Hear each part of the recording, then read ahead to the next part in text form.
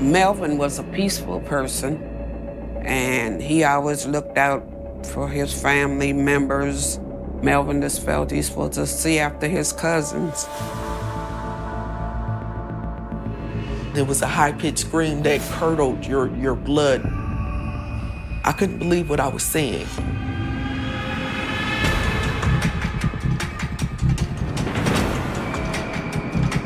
Anyone that feels they've been wronged, they want it to be made right.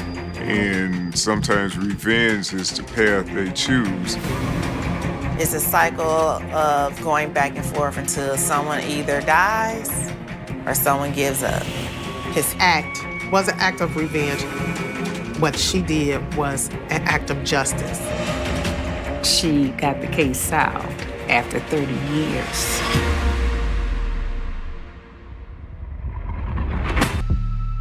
December 28, 1983. It's a little after 4 a.m. when a family in Detroit, Michigan wakes up to banging on their front door. It's their neighbor's teenage daughters, Melissa and Yvonne Coons. I remember Melissa coming in the house, screaming and crying. She was hysterical. And my mother was trying to calm her down to get the story out. And she just was saying, call the police. They allowed her to use the phone where she called 911 and informed them that an attack was going on in her home. 13-year-old Melissa explains that she was awakened by strange sounds coming from the bedroom of her cousin, Melvin Weathers. She said she heard a thump, like somebody was falling out of a bed, and it immediately woke her up. She heard muffled screams coming from Melvin's room. She heard noises as though objects were being tossed around. The telephone line seemed to be dead. Her mother told Melissa and Yvonne to hit the floor. They knew that that meant to get ready and get out of there. She wanted them to go next door and see if they could get help. Melissa was scared and traumatized. 911 advised her to remain where she was because it would be very dangerous for her to go back into the house. 911 requested the police and medical assistance. When authorities arrive, they have no idea what has happened to Melvin or what awaits them inside. My cousin Melvin was born in Georgetown, South Carolina.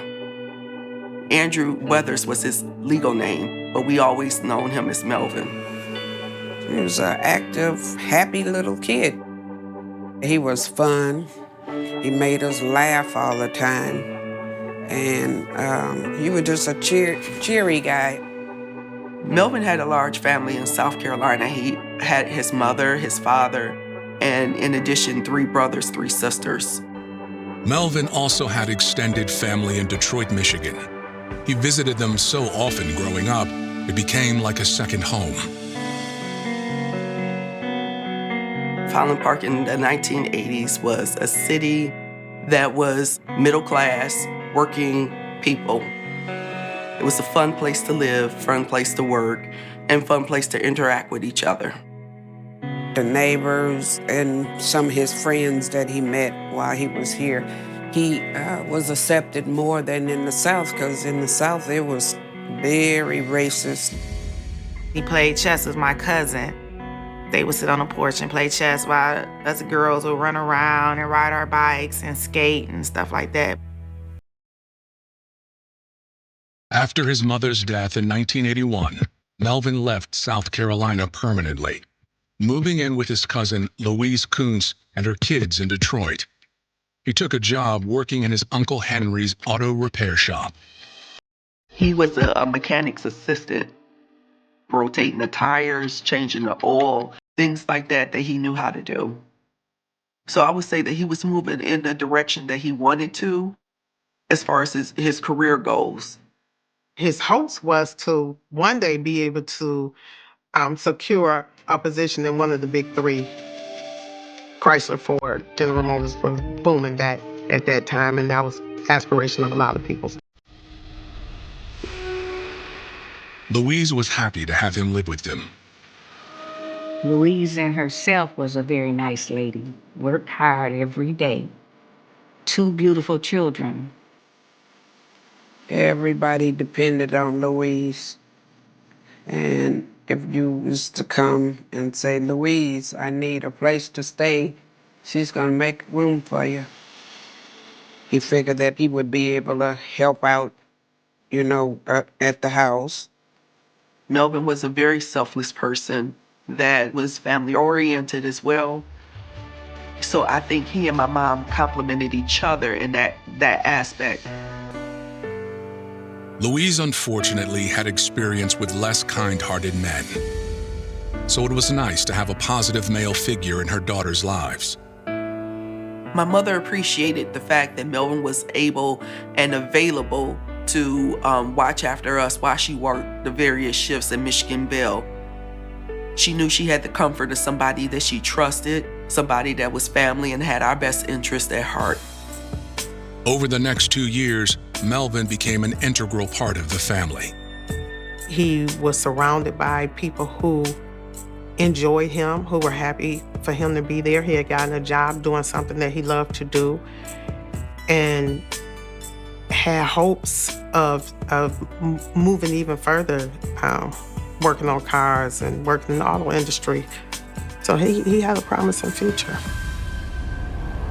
But now, his family and his future are both in danger.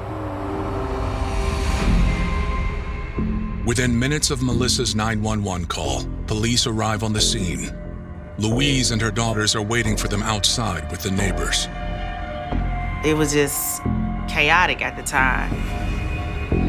Lisa knew that Melvin was hurt some kind of way. She was wanting to know, was her dog okay? It was just unreal for me as a child. I didn't know what to do. I just froze. And I couldn't console her being a kid, but I was just to let her know that someone was there with her. They saw Louise in front, and she described to them how her cousin had been attacked and was still upstairs. And then they entered the home. The responders noticed that the power was out in the home. There were no lights, and the whole thing was dark. Despite the risk, Louise and Melissa followed the officers back upstairs to check on Melvin. So they would have had flashlights looking around. They would have been making sure that the perpetrator was not there.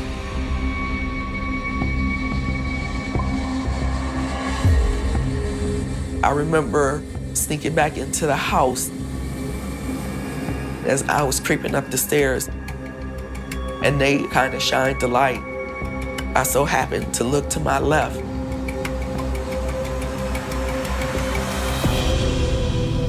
And there I saw the glacial stare of my cousin. My mom saw Melvin, and she just lost it. And there was a high-pitched scream that curdled your blood.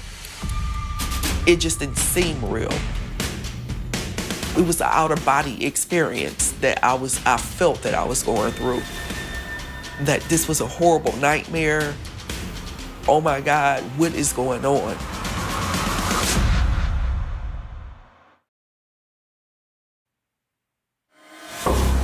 Melissa Kuntz and her mother Louise have followed police into their pitch-black home, where they find 28-year-old Melvin Weathers stabbed. His eyes was open and he's looking back at me, and he's dead. Melvin was obviously dead with a knife sticking out of his chest. They believe the killer is long gone. Thankfully, Louise and her daughters were not harmed. but the family dog is missing. The puppy's name was Snow. He was a white dog. So the police officers, they immediately start looking around. They need to get the power back on. And the police asked my mom, where's the fuse box? And she told them that it was in the basement. I was holding on to the back of my mom's shirt for dear life as we was trying to maneuver through the house to go to the basement so that they could turn on the lights.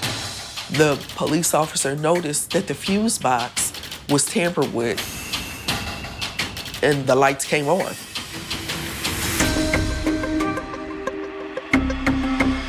There in the basement, investigators discover how the killer entered the home. We hear this rustling sound. We all look to see which direction the sound was coming from.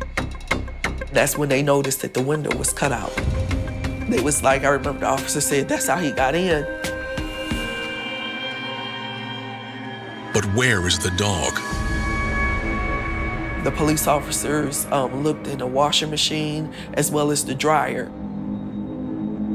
So then they finally discovered the freezer on the other side of the basement. When officers open the freezer, my reaction to seeing the dog being pulled from the deep freezer, I was happy that he was alive. they believe the intruder put the dog there to prevent it from barking and waking up the family. Upstairs, investigators find other bizarre evidence that shows the killer had planned carefully. They find a pair of loafers that had sponges attached to the bottom, assumingly so that family couldn't hear noise as the perpetrator walked through the house. They were thinking that this could have been a home invasion or robbery that went wrong until they were able to look more closely at the evidence. None of the drawers were pulled out as you would find in a standard robbery. There were no signs of anyone going through the drawers or closets and ransacking the place.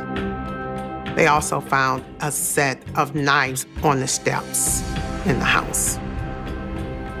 Detectives also determined that the knives on the stairway were sourced from the kitchen right there.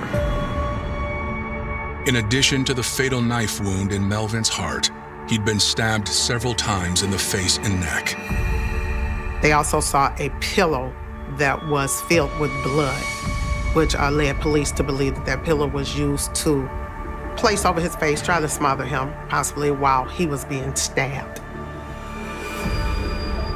The intensity of stabbing a person in the chest, and also the idea that the power was off and that the phone line had been cut, it was more personal.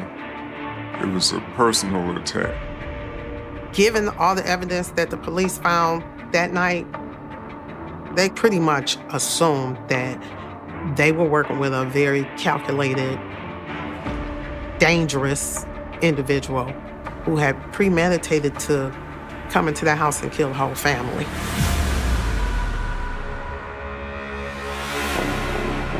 To find out why, detectives ask Louise and her daughters to walk them through what happened that night. On the day of the murder, we were in the bed asleep. I slept in a room with my mother. My sister had her own room. Melvin had his own room, and his door was closed. I heard Melvin call out my mother's name and could hear a struggle that was going on at the same time, and we all jumped up. Louise tried to turn the lights on in the bedroom, and she immediately noticed that the lights would not come on. For a single mother of two, and the children waking up hearing muffled screams, that would be extremely terrifying. I was afraid for my life at that moment, and I know I needed to get help. That's when me and my sister tried to go call the police. I recall my mother telling us, tell the police that someone died and they'll come quicker. So as we were saying this, we trying to get out the stairs. So you get down the first flight, and then it's a little corner, and you go down the second part. Right there, when we get to the second part of the stairs to go out the door, I see the shadow that's in front of me. And I could smell this stench. Melissa says she instantly recognized the shadowy figure because she only knew one person who smelled like that. Her mother's ex-boyfriend, Bosco Lyles. Bosco had this combination of his body odor and the cigarettes that he smoked. So I was able to say for sure that that was him. I felt like I was in a horror movie, like right before, the killer is right before you. And it's a paralyzing fear that you feel that at any moment, if he turned around, I'm dead.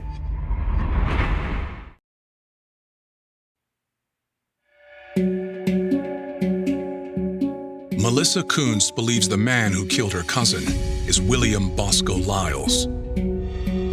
Her mother, Louise Kuntz, isn't surprised. She tells investigators he's been harassing the family since their breakup a few months ago.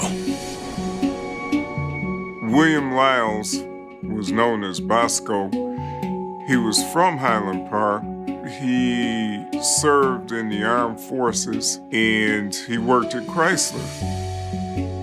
My mother was legally separated from my father and she was going through a divorce. So she started dating Bosco right after he got out of the service. He presented himself as a family-loving man, someone who loved children, who loved to be around children.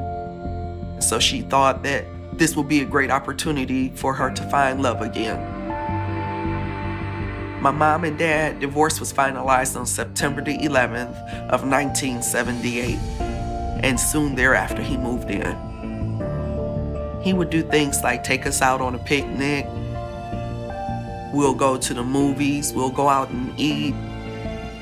I like to call that like the honeymoon phase. But the honeymoon didn't last long.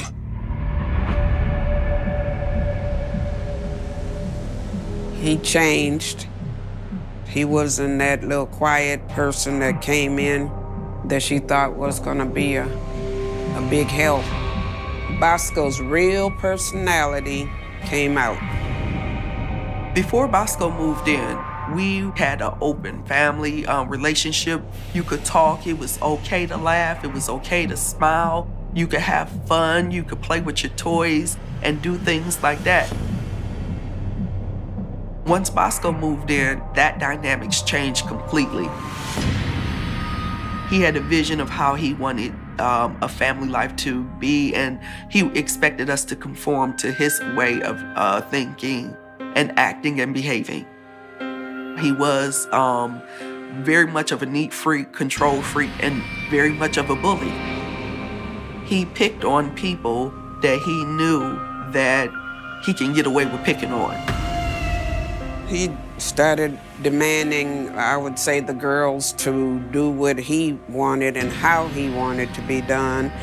And also, like for Louise, he demanded her paycheck.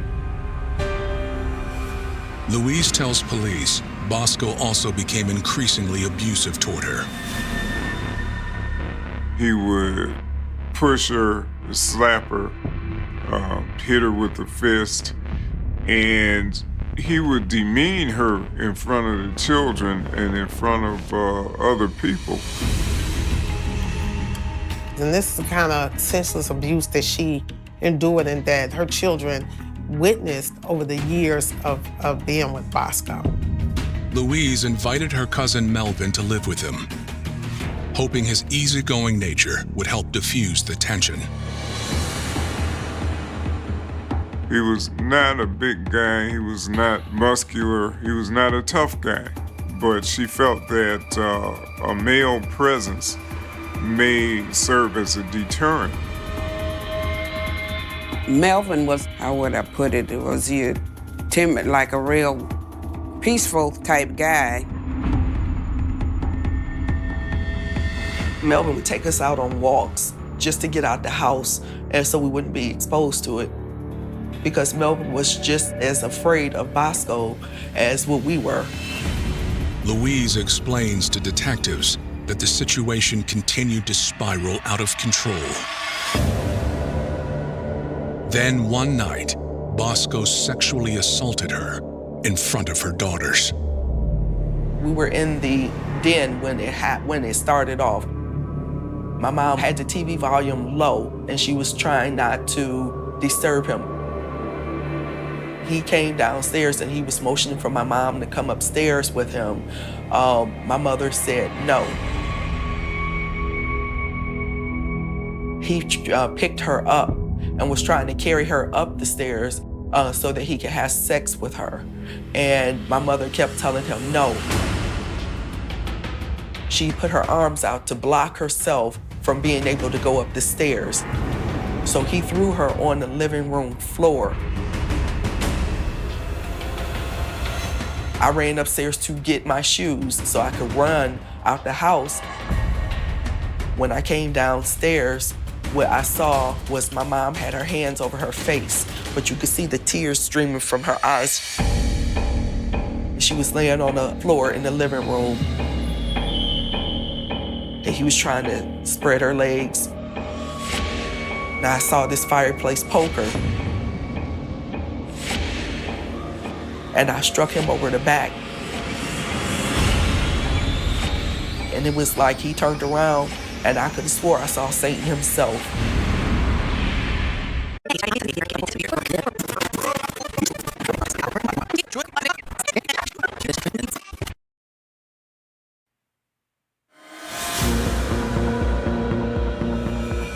Melissa Coons tells police how when she witnessed Bosco Lyles trying to sexually assault her mother, Louise, she stopped the attack. At the time, authorities did little to help. Back in the 80s, there wasn't a lot of laws to protect anyone against domestic violence. Police would come to the house and they would want to separate everybody, cool off for a period of time, and that was pretty much it. Afterwards, her family took matters into their own hands. When I shared everything with my grandmother that has happened, she was disgusted. She was outraged. She was furious. And she called my Uncle Henry.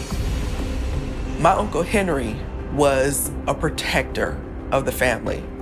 And Bosco didn't mess with my Uncle Henry because he knew that he didn't stand a chance. Bosco thrived on knowing that somebody wasn't gonna fight back or that he can overpower them. And Uncle Henry wasn't like that at all.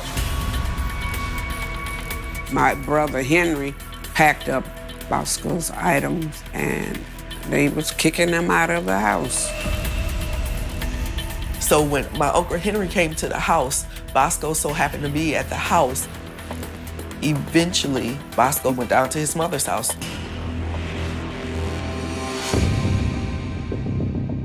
But Bosco didn't get angry at Uncle Henry. Bosco went around telling people that the whole source of the problem between him and Louise was Melvin. He didn't want to accept that things was over, and he chose to blame the person that actually was the least culpable for everything. He could not accept that he was responsible for his own action and the demise of the relationship. He wanted to get back at Louise. He wanted to get back at the family. And he picked someone that he thought he could kill.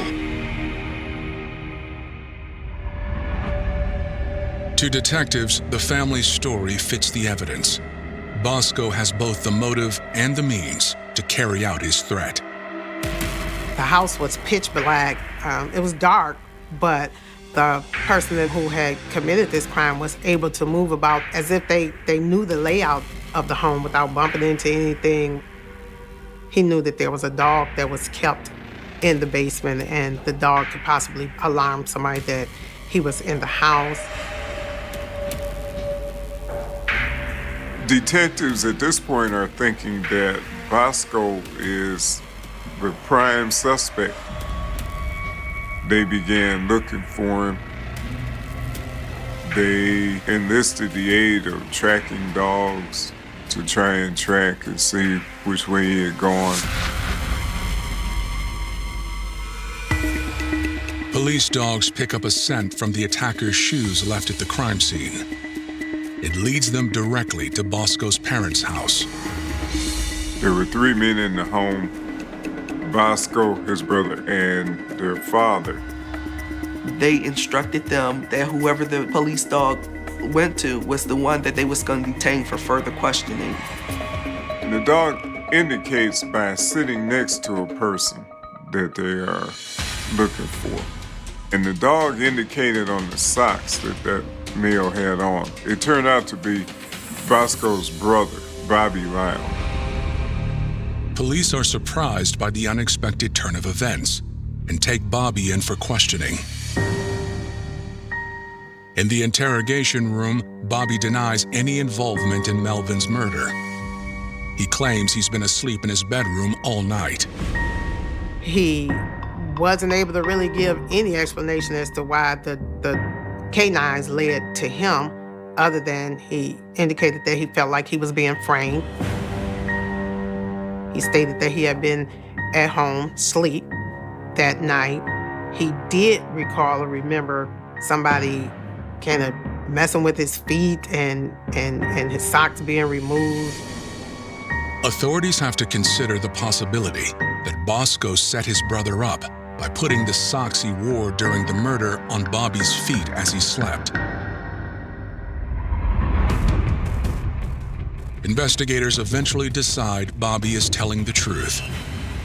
He did not have the motive, or he did not know the layout of the home well enough to commit that crime.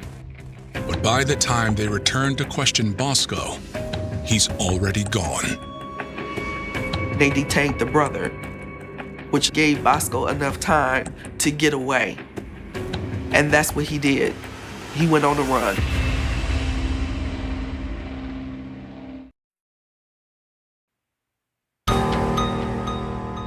Less than 48 hours have passed since Melvin Weathers was stabbed to death, and the man investigators believe is responsible, Bosco Lyles, is now on the run.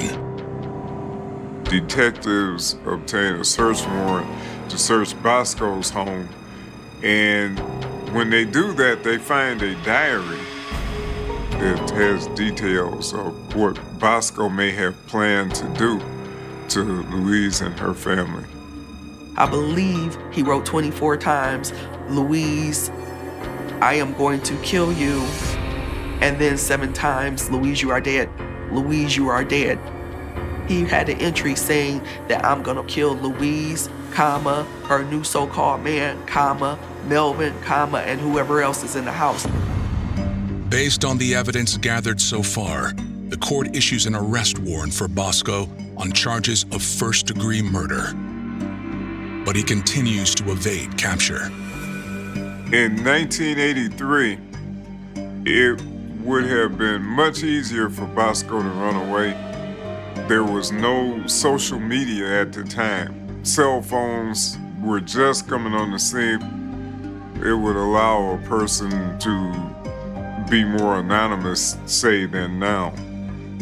For my family, it was very frustrating to know that the man who actually committed this crime is not behind bars. It was a sense of panic and fear that he could come and retaliate at any time to finish off what he started. Years pass with no new developments, and the case goes cold. Then, in 2001, a natural disaster complicates any further investigation. There was a tornado that hit the city of Highland Park, and all of the physical evidence that was associated with the case was now destroyed. Louise Kuntz never gives up hope that her cousin's killer will be brought to justice. But those dreams are dashed in 2007. Louise, she passed away before the case was solved. While going through Louise's belongings, Melissa finds an article about the murder in her purse. That felt like it was a sign. I felt that I had to complete what was started years ago, and that I was going to personally seek justice for my family, as we were longtime victims of this diabolical monster for years. At that point, it has been more than 2 decades since Melvin was killed. Melissa decides to go back to college and earn a degree in criminal justice. The fact that all this time has passed and nothing has been done with Bosco propelled me forward to continue and motivated me to make sure that I understood a portion of the law and be able to work within it to help me. In order to attack a cold case, you need to constantly be on top of it. You should always be looking, always trying to find information, always researching.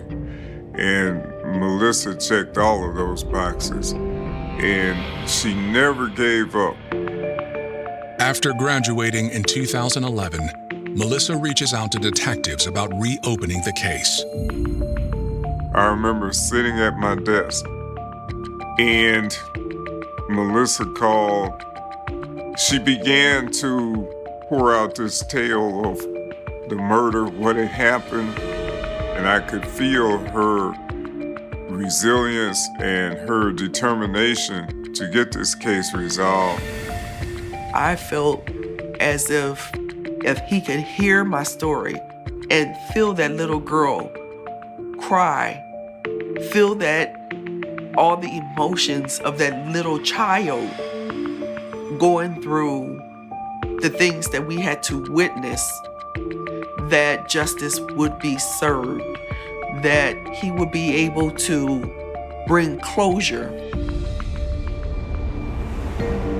I tried to impress upon her, let me do the legwork and the looking around. You just keep up with the paperwork and that end. I called the city of Highland Park courts to see what information that they had. My name was on the original list of the people who was in the house on the original warrant. The court clerk listened to her, took the information, and went in the storage room and actually found the original warrant that had been issued for Bosco. That means investigators will once again be able to arrest Bosco, if they can find him. Melissa searches real estate records looking for names of former associates and discovers there is a Lyles now living in Oak Park. When I got the address to where the Lyles family was living, my intent on going there was to find out if anyone of the Lyles remembered the incident. I just wanted to ask about and find out any information I could about Bosco. When we arrived at the address, we pulled up almost in front, and there was an individual sitting on the front porch.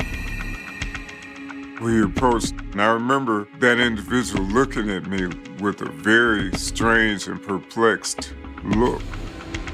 I told the individual why we were there, and I asked him his name. He said something very generic, like Joe Jones. And I said, well, sir, do you live here? And he said he was visiting from Mississippi. And that struck me as a bit odd. Looking at his age, I thought he might be Bosco 28 years later. So I asked the individual, I said, well, sir, could we take a picture of you? And he agreed. We sent the picture to Melissa Kuntz while we were standing there. And in a couple minutes, Melissa sent a text back. She said, it's been a lot of years, but that's him.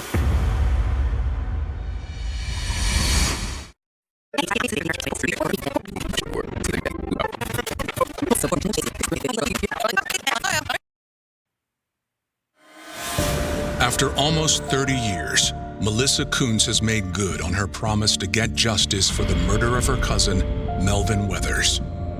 With her help, investigators have finally caught up with his elusive killer, Bosco Lyles. Upon seeing the picture that Detective Thomas sent to me, it was like, oh my God. I was in shock that he found him. Or I was shaking uncontrollably. And I was filled with emotions like, oh my God, you finally got him. He looked like he aged at least 50 years and he looked horrible. But you could tell it was him. He just looked like he'd been through hell. Police arrest Bosco and charge him with first-degree murder. His trial begins in January 2013, 28 years after he allegedly stabbed Melvin to death. But with the physical evidence from the murder long vanished, there's no guarantee prosecutors will be able to get a conviction. At trial, some of the investigators that worked on this case were not subpoenaed. Most had retired, some had died, some could not recall the facts of the case. And for that reason, they were not asked to testify. Instead, the state focuses on Bosco's motives and history of domestic abuse. Bosco had threatened Louise many times and some other family members. And neighbors had seen Bosco threaten Louise and seen acts of physical abuse that he committed in front of the house outside. I knew of the constant phone calls. I knew the constant terrorizing of him driving by our street. So I knew that fear. Bosco's own words in his diary suggest he wanted to kill Melvin and Louise, and he knew his way around the house well enough to break in and do it. Bosco had lived at that house. He knew where the electrical panel was. He knew that the knives were kept in a butcher block in the kitchen. But the strongest evidence against him comes from Melissa. Melissa's testimony at trial was powerful, overwhelming, and it was riveting. She had prepared for decades for that moment. During my testimony, I actually explained to the jurors of everything that we had to go through leading up to Bosco killing my cousin. I was able to convey to the court how the abuse that we suffered at Bosco's hands, that we witnessed, the rape that we witnessed. I also went into details of the night that Melvin was murdered, what I actually witnessed and why I believed it was Bosco. Bosco had a distinctive odor. He was almost like he lived in a dumpster, and if you smelled that odor, you knew it was him. That odor told you who that was. Bosco's attorneys argue that there is no physical evidence connecting him to the crime, which means there's no way for the jury to find him guilty beyond a reasonable doubt. Defense presented several witnesses, and they highlighted the misidentification of Bosco's brother. Looking at Bosco in court, he looked unbothered. His reaction was as if he was just someone just sitting there as a bystander, no one that was on trial for murder. He didn't look like he was scared, timid, anything like that. On January 22nd, 2013, the jury returns a verdict. They find William Bosco Lyles guilty on all charges, and a judge sentences him to life in prison without parole. We hugged, we clapped, and celebrated afterwards. I mean, it was a joyful occasion for us. Lisa cried out, "Melvin, you got justice." I was grateful and elated that justice was served. Well done, the City of Highland Park, Detective Paul Thomas. It was a fantastic feeling for me to know that this case had come to a conclusion and that Bosco had been found that Melissa and her family were going to get some resolution. At first, there was nothing unusual about the Montreal Museum of Fine Arts. It was the early morning of September 4th, 1972, the kind of hour when a great museum becomes almost impossible to imagine as anything other than a sleeping building. During the day, its galleries belonged to crowds, schoolchildren, wealthy patrons, tourists, curators, and people who came simply to stand in front of paintings that had survived wars, revolutions, fires, and generations of human hands. But after midnight, the crowds were gone. The doors were locked. The galleries were empty. And behind those locked doors were paintings that had survived for centuries. Some were landscapes. Some were portraits. Some were small enough to carry under one arm. Others represented names that had already become part of the history of Western art. Among them was a painting attributed to Rembrandt van Rijn, a quiet landscape known as Landscape with Cottages. It had been painted hundreds of years earlier. It had survived the hands of collectors and dealers. It had crossed borders. It had passed from one generation to another. By 1972, it rested inside a museum in Montreal, protected by walls, glass, locks, guards, and an alarm system. Or at least, that was what everyone was supposed to believe. Because sometime after midnight, 3 men were already outside. They did not approach the main entrance. They did not smash through a window. They did not arrive with the kind of crude equipment that would immediately announce a burglary. Instead, they went upward. Their target was the roof. And the first extraordinary fact about this crime is that the men did not need to defeat the museum's security system in the way most burglars would have imagined. The system had already been weakened for them. The museum was undergoing roof repairs. Construction work had created an opening in the building's defenses, and one of the skylights had been rendered effectively useless as an alarm point. That detail would later become one of the most haunting questions in the entire case. How did 3 men know? How did they know that the skylight was being worked on? How did they know that its alarm had been disabled? And how long had they been watching? Those questions would follow investigators for decades. But on that night, none of them had answers. There were only 3 men, a darkened museum, and an opening in the roof. The men had apparently chosen the western side of the building, near the area between the museum and the Church of St. Andrew and St. Paul. One of them climbed a nearby tree. This was not a casual climb. He was equipped with a device resembling the climbing gear used by utility workers to ascend telephone poles. The equipment gave him the ability to work his way upward until he could reach the museum roof. Once there, he did something that revealed just how much planning had gone into the attempt. He located a ladder. Then he lowered it to the other 2 men.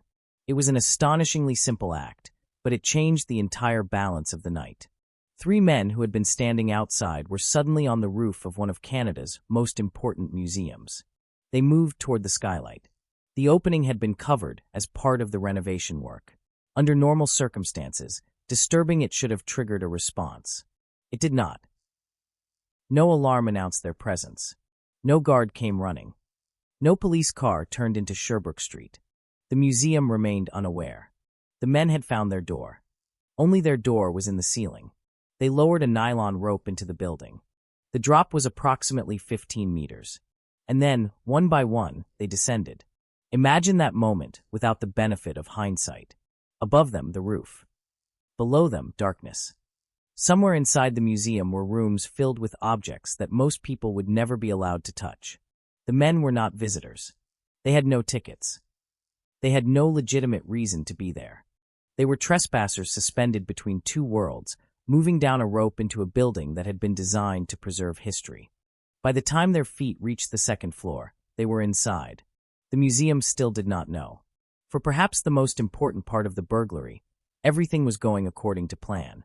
Then, around 1:30 in the morning, the plan collided with a human being. One of the museum guards was making his rounds. He was not expecting to encounter anyone. The building was supposed to be secure. The galleries were supposed to be empty. Instead, he came upon 2 masked men. Their faces were concealed, but their long hair was visible. They were both relatively short, around 5 feet 6 inches tall. For a few seconds, the guard was standing in the presence of something he could not have anticipated. Then one of the men raised a shotgun. The weapon was fired into the ceiling. The purpose was not subtle. It was a message. Do not resist. Do not run. Do not make this harder than it has to be. The guard was ordered to the floor. The gunshot immediately changed the night for the other two guards. They came toward the disturbance, and they walked directly into the robbery. Within moments, all three guards were under the control of the intruders. They were taken to a lecture hall. There they were bound and gagged. One of the robbers remained behind to watch them. The other two disappeared into the museum. And this is where the crime became something larger than a burglary. Because the men did not simply grab whatever happened to be within reach. They began selecting. They moved through the galleries. They removed paintings. They broke open display cases. They gathered jewelry and figurines. They carried objects toward the museum's shipping area. The men had entered through a skylight. They had taken control of three guards. They had hours, perhaps, to take whatever they wanted. And the museum contained far more valuable objects than they could possibly carry. There were paintings by famous European artists. There were works associated with Rembrandt, Rubens, El Greco, Delacroix, Gainsborough, Corot, and others. There were objects whose value was not merely financial. There was history in those rooms. There was cultural memory. And now three armed men were deciding what would leave the building with them. Somewhere inside that chaos was landscape with cottages, the small Rembrandt landscape that would eventually become one of the most famous missing paintings in Canadian history. But the thieves did not take everything. In fact, one of the strangest details of the robbery is what they left behind. They apparently began by considering an escape through the same skylight they had used to enter. It sounds logical. If you can get into a building through the roof, you should be able to leave the same way. But getting the paintings out was another matter. The men had managed to climb into the museum. Getting themselves and a collection of fragile artworks back up a 15-meter rope was considerably more complicated. They began assembling a pulley system. It was an ambitious solution, but the longer they worked, the more difficult the escape became. Every minute inside the museum was another minute in which something could go wrong. Every painting they carried toward the roof became another problem. The museum had not been designed for burglars to haul masterpieces vertically through a skylight. So the men changed plans. They needed another exit. They discovered that one of the guards had keys to one of the museum's panel trucks.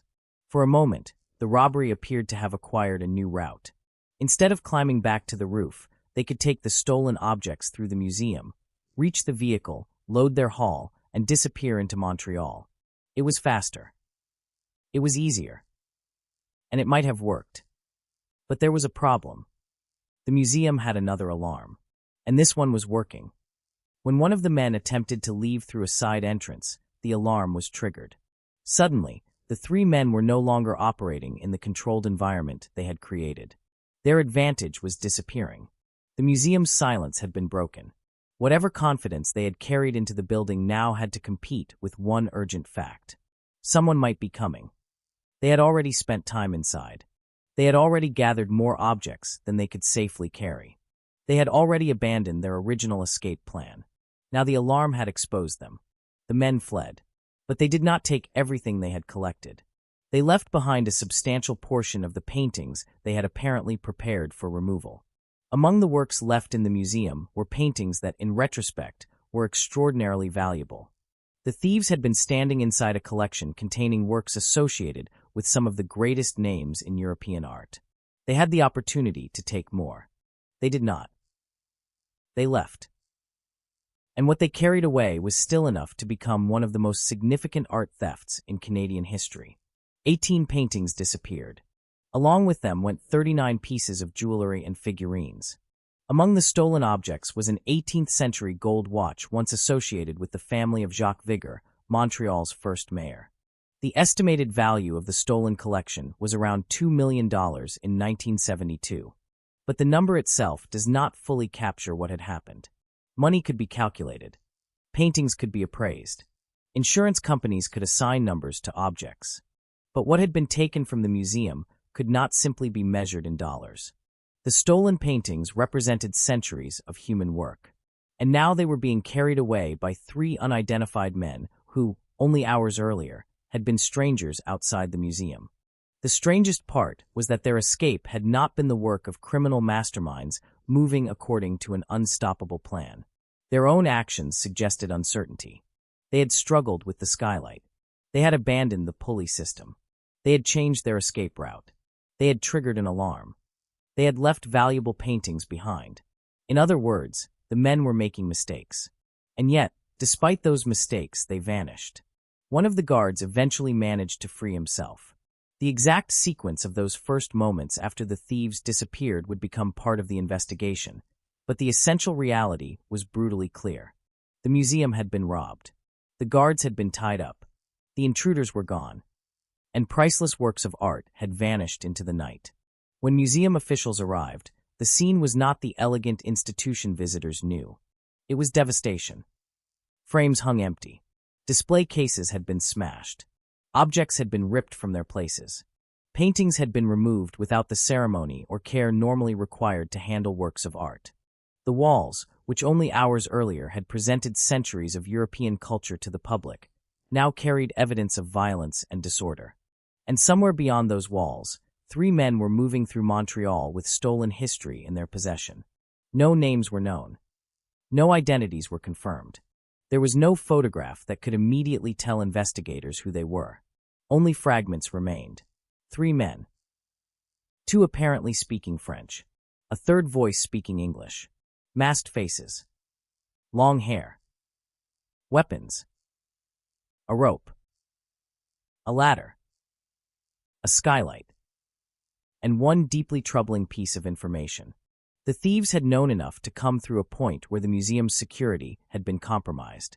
That was the question investigators could not escape. Perhaps the men had simply been lucky. Perhaps they had watched the renovation work. Perhaps someone had told them.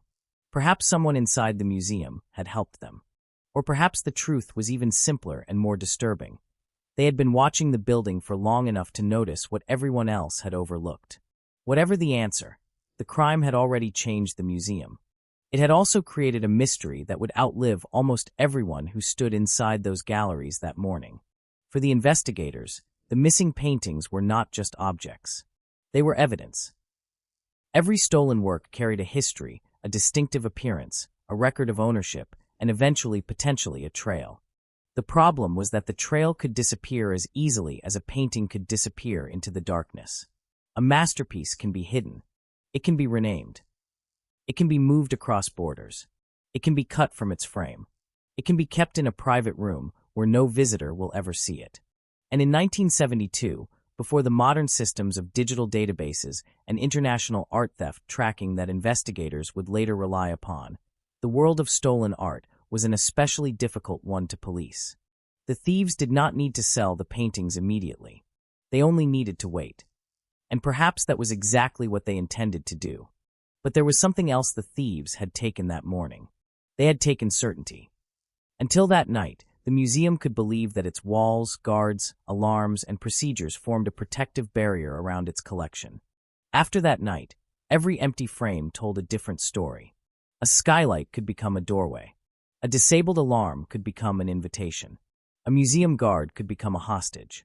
And a painting that had survived centuries could disappear in less than an hour. The robbery would soon become national news. The names of the stolen artists would be printed. Photographs would circulate. Investigators would begin asking questions. People would come forward claiming to know something. There would be mysterious phone calls. There would be attempts to negotiate. There would be money demanded for the return of the paintings.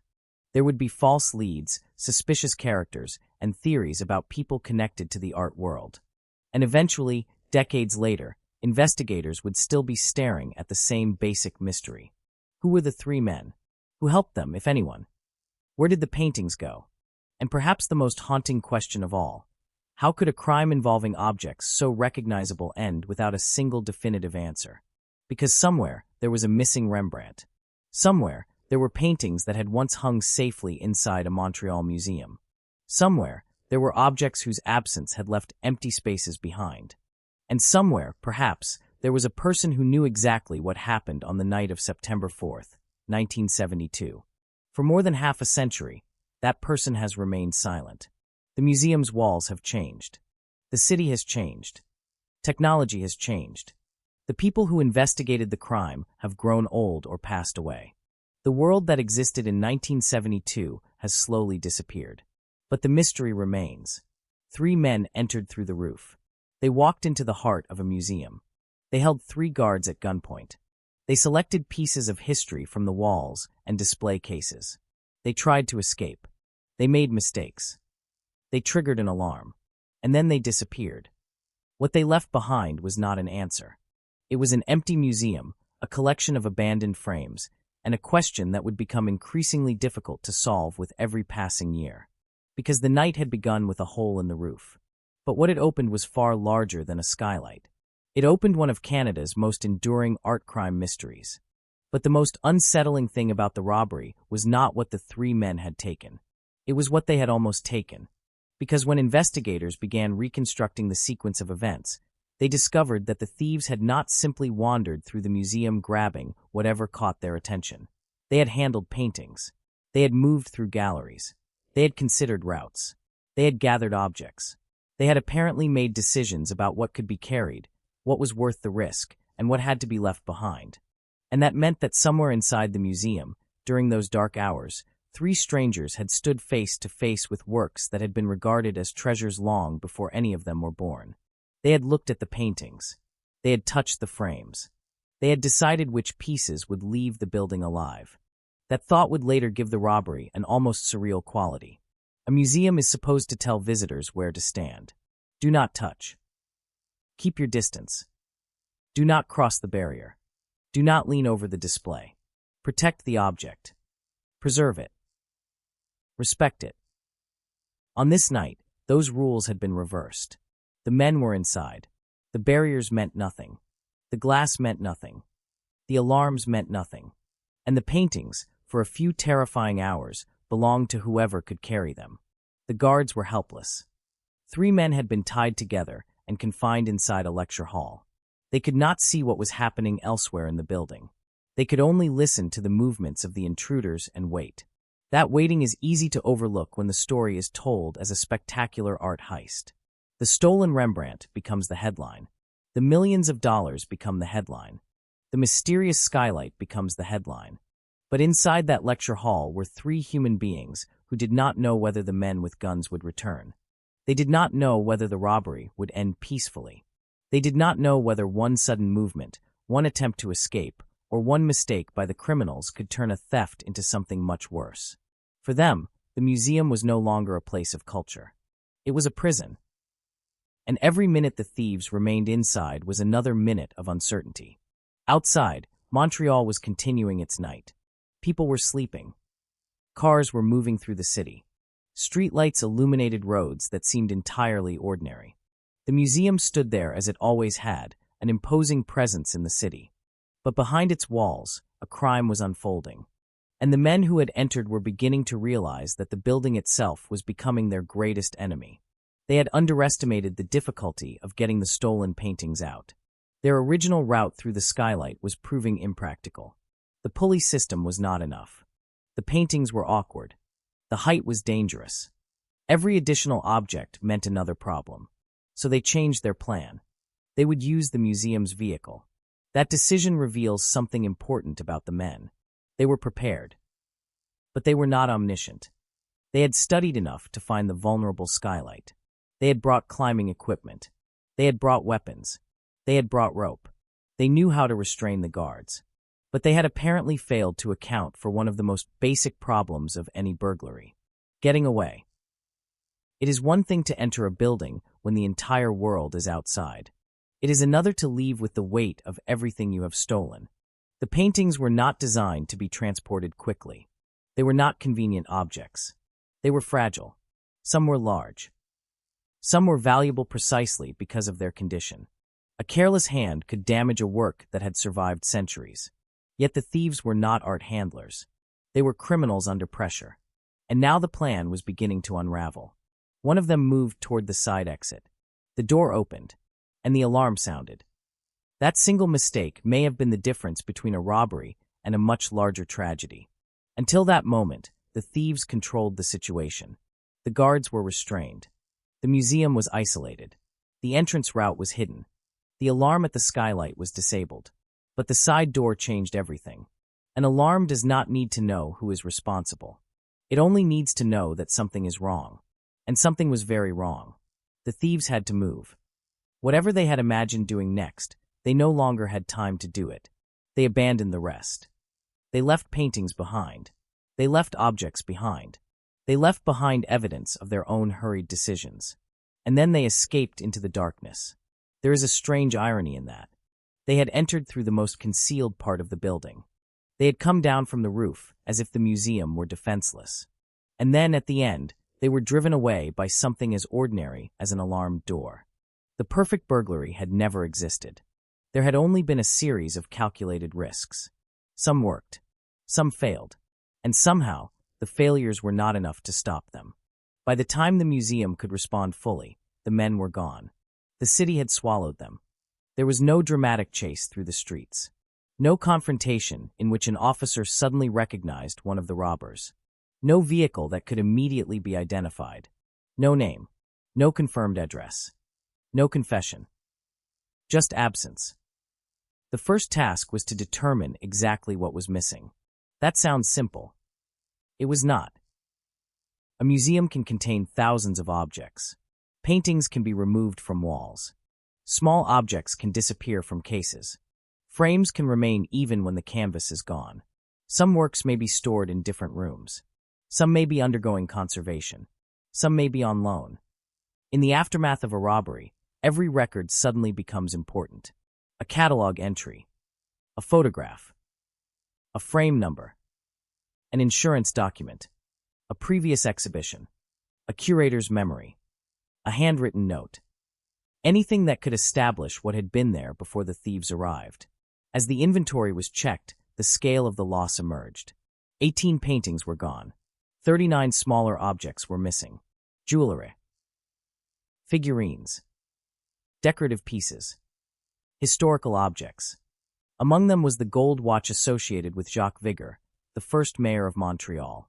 But the paintings were the heart of the loss. And among those paintings were names that transformed the robbery from a local burglary into an international art mystery. Rembrandt, Rubens, El Greco, François-André Vincent. The names were immediately recognizable. The implications were enormous. A stolen painting is not like stolen cash. Cash can be separated into thousands of bills. Its identity disappears the moment it changes hands. A famous painting is different. Its appearance is its identity. Its dimensions are known. Its history is recorded. Its image can be reproduced. Its provenance can be investigated. A famous masterpiece cannot simply be taken to an ordinary auction house and sold openly. Someone would notice. Someone would ask questions. Someone would compare photographs. Someone would recognize the signature. If the thieves had stolen works that were difficult to sell, why steal them at all? Perhaps they had a buyer. Perhaps someone had promised them a market. Perhaps the paintings were not intended to be sold publicly. Perhaps they were intended to be used as leverage. Or perhaps the thieves themselves did not fully understand what they had taken. The answer would become especially complicated because the value of a painting is not always what the public assumes it is. Attribution matters. Provenance matters. Condition matters. A painting believed to be by a famous master can be worth a fortune. A similar painting by an unknown artist may be worth dramatically less. And over time, experts would question the attribution of some of the works connected to this robbery. That would add another layer of irony. The thieves had entered a museum searching for treasures. But some of the objects they stole may not have been what people in 1972 believed them to be. Still, at the moment of the robbery, none of that mattered. The museum had been attacked. The collection had been violated. The guards had been threatened with firearms. And a large number of objects were missing. Investigators began with the obvious questions. Who could have known about the disabled skylight? Who had access to the building? Who had watched the renovation work? Who knew the layout of the museum? Who understood the guards' routines? Who knew where the keys were kept? Who could move around Montreal without attracting attention? The more investigators looked at the method of entry, the harder it became to dismiss the possibility that the thieves had received information from someone who understood the building. It was not proof. But it was enough to make people uncomfortable. A random burglar might test doors. A random burglar might break a window. A random burglar might climb onto a roof and discover a skylight. But 3 men had arrived with equipment. They had found a vulnerable point. They had apparently known that the alarm there was not functioning. They had entered with a rope.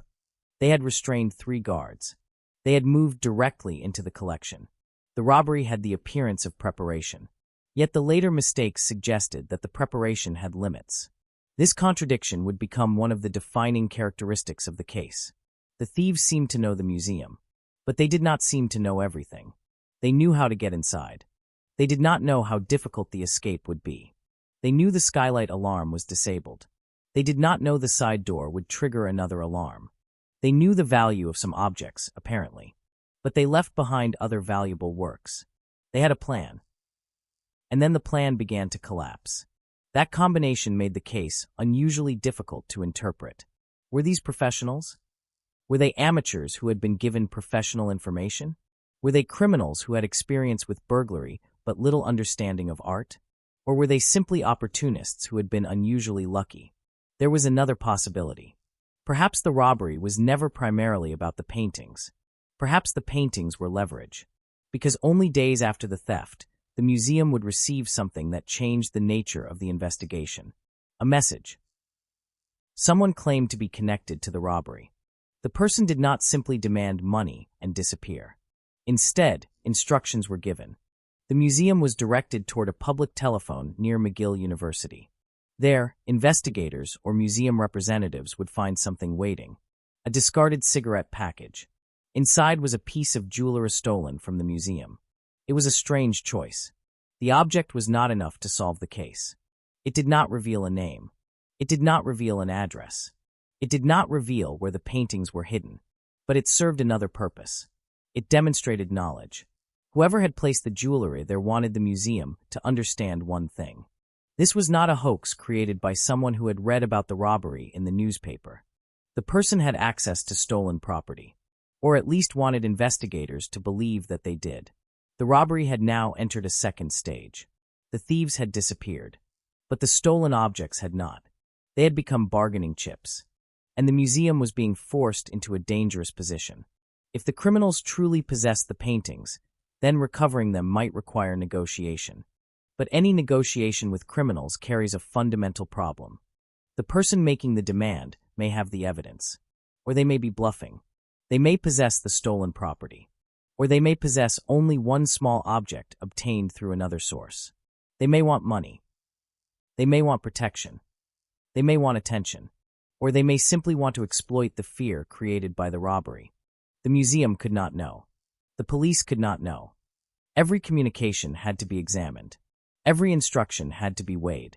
And somewhere in Montreal, perhaps the men who had entered through the roof were watching the reaction. The case was becoming a game of distance. The thieves had information the investigators wanted. The investigators had information the thieves feared. Neither side knew exactly how much the other possessed. That uncertainty would continue for years. But on the morning of September 4th, none of that future existed yet. There was only the museum, the empty frames, the broken cases, the bound guards, the open skylight, and the terrible realization that someone had walked through the galleries in the darkness and chosen pieces of the collection to take away. Perhaps one of the most disturbing images from the aftermath is not an object that was stolen. It is an object that was left behind. Because among the works the thieves had considered taking were larger and more difficult paintings.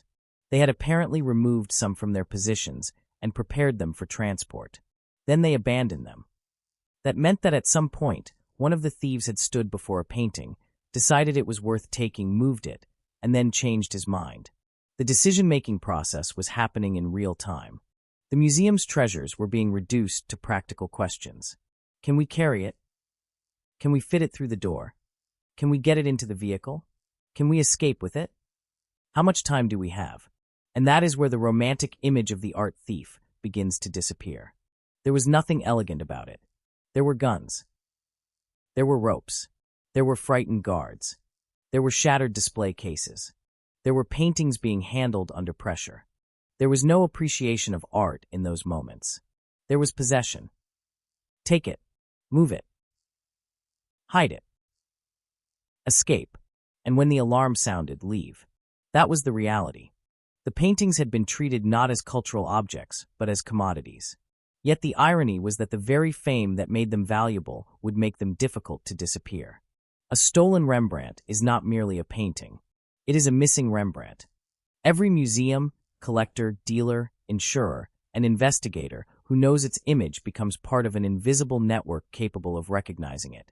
That network would eventually stretch beyond Montreal. But in 1972, it was still a much smaller and slower world. There were no instant digital searches. There was no global database available at the touch of a screen. Photographs had to be distributed. Information had to travel. Investigators had to make calls. People had to remember. And criminals had time. Time is often the greatest ally of a stolen object. The longer something remains hidden, the harder it becomes to know where it went. A painting can move from one person to another. A criminal can die. A witness can forget. A document can disappear. A storage room can be emptied. A private collection can change hands. And decades can pass without anyone realizing that a masterpiece is sitting behind a locked door. That possibility would become one of the darkest shadows hanging over the Montreal case. Perhaps the paintings were destroyed. Perhaps they were dismantled. Perhaps they were smuggled out of Canada. Perhaps they were sold privately. Perhaps they were hidden in a basement, attic, warehouse, or private collection. Perhaps one of the stolen works had been sitting somewhere in plain sight for years, its true history unknown to the person who owned it. Or perhaps someone knew exactly what it was, and chose silence. The investigators could not yet know which possibility was true. All they knew was that 3 men had entered a museum and walked out with history. And as dawn approached, Montreal began to wake. The city moved into another day. People went to work. Shops opened. Traffic increased. Newspapers prepared their stories. The museum, however, would never look quite the same again, because somewhere inside its walls were empty spaces where paintings had once hung. Those spaces would become reminders of what had happened. A rectangle of cleaner wall. An empty frame. A missing object. A catalog entry that now described something no longer physically present. The museum had been built to preserve the past. Now its own history had acquired a wound. And the wound would remain open. The investigation would expand. Suspects would emerge. Students from Montreal's art world would attract attention. People would make claims. Telephone calls would come. Money would be demanded. A mysterious man would later become the focus of renewed suspicion. But none of that could change the fundamental fact established that night. The thieves had succeeded. They had not been caught. The paintings had not been recovered. And the museum had no idea when or whether it would ever see them again. More than 50 years later, the empty spaces still matter. Because the mystery is not simply about where the stolen paintings went. It is about how 3 men managed to enter one of Canada's most important museums, overcome enough of its security to reach its collection, control 3 guards, gather dozens of valuable objects, and disappear before anyone could identify them. It is about knowledge, timing, opportunity, and silence. Someone knew that Skylight was vulnerable. Someone knew enough about the building to make use of it. Someone knew how to approach the roof. Someone knew that the collection contained objects worth stealing. Perhaps that knowledge belonged entirely to the 3 men. Perhaps it came from somewhere else. But whoever possessed it had turned a museum into a target. And on that September night, the target was struck. The paintings disappeared. The suspects disappeared. The evidence grew colder. And the years began to accumulate. 1 year became 5. 5 became 10. 10 became 20. Then 30. Then 40. And eventually more than half a century. Still, the question remained. Who were they? And where are the paintings now? Somewhere, there may still be an answer. Perhaps it exists in an old photograph. Perhaps in a forgotten police file. Perhaps in the memory of someone who was there and never spoke. Perhaps in the provenance of a painting whose history contains a gap no one has yet noticed. Or perhaps the truth has already disappeared with the men themselves. But on September 4th, 1972, the truth was still alive. 3 men were moving through the darkness. They had entered through a hole in the roof. They had guns. They had ropes. They had stolen art. And for a brief period of time, they believed they were in control. They were wrong about one thing. They thought they were stealing paintings. What they actually created was a mystery that would outlive their escape, a mystery that would survive investigators, suspects, theories, failed negotiations, and decades of silence. A mystery that still begins with one simple image, an empty frame, inside a museum, in the early hours of a Montreal morning, and behind that empty frame, the outline of a painting that had once been there, a painting that someone had taken, a painting that someone somewhere might still possess, and a question that has waited more than 50 years for an answer. Where did it go? There is something unsettling about an empty frame. A blank wall can mean nothing. A blank wall can be waiting for a new exhibition, a new decoration, a new chapter. But an empty frame tells a different story. It says something was here. It says someone took it away. And in the Montreal Museum of Fine Arts, on the morning of September 4th, 1972, there were frames that had suddenly become evidence. They were not merely empty spaces. They were the outlines of a crime. Somewhere in those galleries, investigators could still see the traces of the night before. A painting had been removed from one wall. A display case had been opened. Another object was gone. Somewhere else, a larger work had apparently been prepared for removal and then abandoned when the thieves realized they could no longer carry it safely. The museum was filled with contradictions. It was a place built around permanence, yet everything about the scene suggested disappearance. The paintings were supposed to remain. The thieves had left. The walls remained. The guards remained. The building remained. But the objects that had given certain rooms their identity were gone, and the people responsible had vanished with them. The first hours of an investigation are usually filled with certainty. Something happened. Someone did it. There must be an explanation. The police arrive believing that evidence will lead them toward an answer. But the Montreal Museum robbery contained a cruel advantage for the people who committed it. The most important evidence had already left the building. The stolen paintings were no longer in the rooms where they had been catalogued and photographed. They were somewhere else. That somewhere else could have been a vehicle, a private apartment, a warehouse, a basement, a boat, a second building, another city, another country. The possibilities were endless, and the longer the investigators waited, the larger those possibilities became. The thieves had also taken something else that would prove difficult to recover: time. Every minute after the robbery increased the distance between the crime scene and the stolen objects. The men had entered the museum during the night. By morning, they could already have been miles away. By the time the newspapers reported the theft, they could have crossed provincial borders. And if the paintings were being moved by people who understood the art market, they might eventually disappear into a world where secrecy was more valuable than publicity. That was the nightmare. The thieves could not openly sell a famous Rembrandt, but they did not need to. They could wait. They could hide it. They could trade it privately. They could use it as collateral. They could pass it to another criminal, or they could simply keep it somewhere no one would think to look. A masterpiece does not have to be displayed to retain value. Sometimes its greatest value is precisely in the fact that no one else knows where it is. For investigators, however, the first priority was more immediate. They needed to know exactly what had happened. The guards were questioned. Their memories were reconstructed. What had they seen? What had they heard? How many men were there? What did they look like? What did they say? What weapons did they carry? How had they moved? Where had they come from? Where had they gone? The descriptions were limited. 3 men. 2 spoke French. 1 spoke English. 2 were described as around 1.68 meters tall. Their hair was long. Their faces had been difficult to see clearly.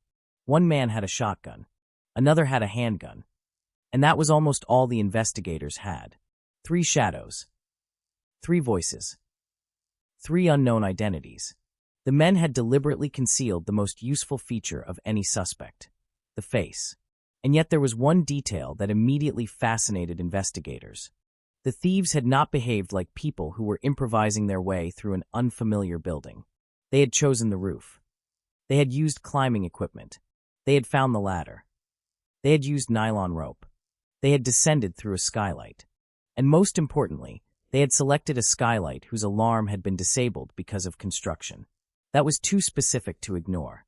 Investigators began to wonder whether the robbery had been planned from information obtained before the crime. The possibility of an insider entered the conversation. Perhaps someone who worked at the museum had mentioned the renovation.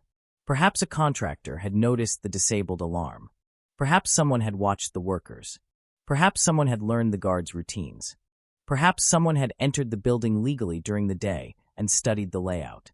There was no shortage of possibilities. But a theory is not evidence, and the investigators had to be careful. An inside connection could explain the thieves' knowledge of the skylight, but it could also be a coincidence. A determined burglar can observe a building. A determined burglar can watch construction workers. A determined burglar can notice when an alarm is inactive. The fact that something looks like inside information does not necessarily mean someone inside provided it. There was another detail that complicated the theory. The thieves had made mistakes. Serious mistakes. They had apparently struggled with their original escape route. They had attempted to use a pulley system. They had abandoned the idea. They had turned toward the museum's vehicle. And then one of them triggered the alarm. That did not look like a flawless operation conducted by people who knew every detail of the building. It looked like a robbery that was collapsing under pressure. The question became even more difficult. Maybe the thieves had received one crucial piece of information and nothing more. Maybe someone had told them about the skylight. Everything else they had figured out themselves. Or perhaps they had been given a general idea of the building and simply underestimated the difficulty of the operation. The possibilities multiplied. Meanwhile, the stolen works had become the center of attention. The public heard the names of famous artists: Rembrandt, Rubens, El Greco. The value of the stolen collection was estimated at roughly 2 million Canadian dollars in 1972. To understand what that meant, it is important to remember the world in which the theft occurred. $2 million was an enormous sum, but the financial figure was only the beginning. As decades passed, the potential value of some of the missing works would become far greater. The Rembrandt in particular would become one of the most tantalizing missing objects associated with the case. Landscape with Cottages was not a monumental painting. That mattered. A small painting can disappear more easily than a giant canvas. It can fit into a case. It can be wrapped. It can be transported inside an ordinary vehicle. It can be stored without requiring a large warehouse. That is one reason stolen small masterpieces can become nightmares for investigators. They are easier to conceal. And the smaller the object, the fewer people need to be involved in moving it. A painting can pass from one set of hands to another without anyone outside the chain knowing what is inside the package. The thieves also stole smaller objects: jewelry, figurines, historic pieces. Some were easy to carry. Some could potentially be broken apart. Some could be sold without attracting the same attention as a famous painting. This suggested that the thieves may have been thinking about practical resale value. But the presence of major paintings complicated that interpretation. If the thieves were simply looking for objects that could be sold quickly, why take famous works that would be so difficult to move? If they were targeting masterpieces specifically, why take jewelry and smaller objects as well? There was no clear answer. Perhaps they wanted everything they could carry. Perhaps they knew a buyer. Perhaps someone else had given them a list. Or perhaps they were simply taking whatever seemed valuable while they still had time. The robbery did not offer a neat psychological portrait. It offered contradictions: planning and improvisation, knowledge and ignorance, confidence and panic, precision and carelessness. That combination would become increasingly important as investigators followed the trail. But first came another question. Where were the thieves now? Montreal police would have been searching for men matching the limited descriptions. But Montreal was a large city, and 1972 was a different world. There were no ubiquitous security cameras watching streets and intersections. There were no smartphones capturing faces. There was no instant facial recognition. There was no digital trail of every vehicle movement. A person could disappear simply by going home. A suspect could change his appearance. He could cut his hair. He could leave the city. He could stop talking. And if the police did not know his name, the search became a search for a silhouette. Investigators looked toward the art community. That was logical. The thieves had demonstrated an interest in valuable artworks. Perhaps they had connections to artists, students, dealers, collectors, or people familiar with the museum. The École des Beaux-Arts de Montréal became part of the investigation. Several students attracted attention. 5 people were reportedly watched for approximately 2 weeks. But surveillance produced nothing conclusive. No stolen paintings appeared. No confession came. No decisive connection emerged. And the suspects returned to ordinary life. This is one of the cruelest aspects of an unsolved investigation. A suspect can be watched for days. Police can study his movements. They can observe his conversations.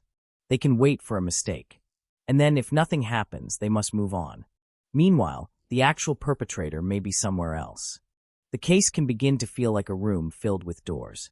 Every door might contain the answer. Every door opens onto another corridor. And eventually, investigators have to decide which doors are worth opening. The museum robbery had another advantage for the criminals. They did not need to contact the police. They did not need to explain themselves. They could remain silent. The museum could only wait. Then, days after the robbery, the silence was broken. Someone contacted the museum. The person claimed to be connected to the thieves. The message did not immediately provide an identity. Instead, it provided instructions. Go to a public telephone near McGill University. There, the museum would find something. The location mattered. A public telephone offered anonymity. There was no need for the caller to meet anyone face to face. No need to enter a police station. No need to provide a name. The museum was being forced to follow instructions from a voice that existed only through a telephone line. When someone reached the designated location, there was a discarded cigarette package. Inside was a piece of jewelry taken during the robbery. It was a small object. But psychologically, it was enormous. Because now the museum had proof that someone claiming to know about the theft could produce stolen property. The call could no longer be dismissed as a random hoax. Someone had access to something from inside the museum.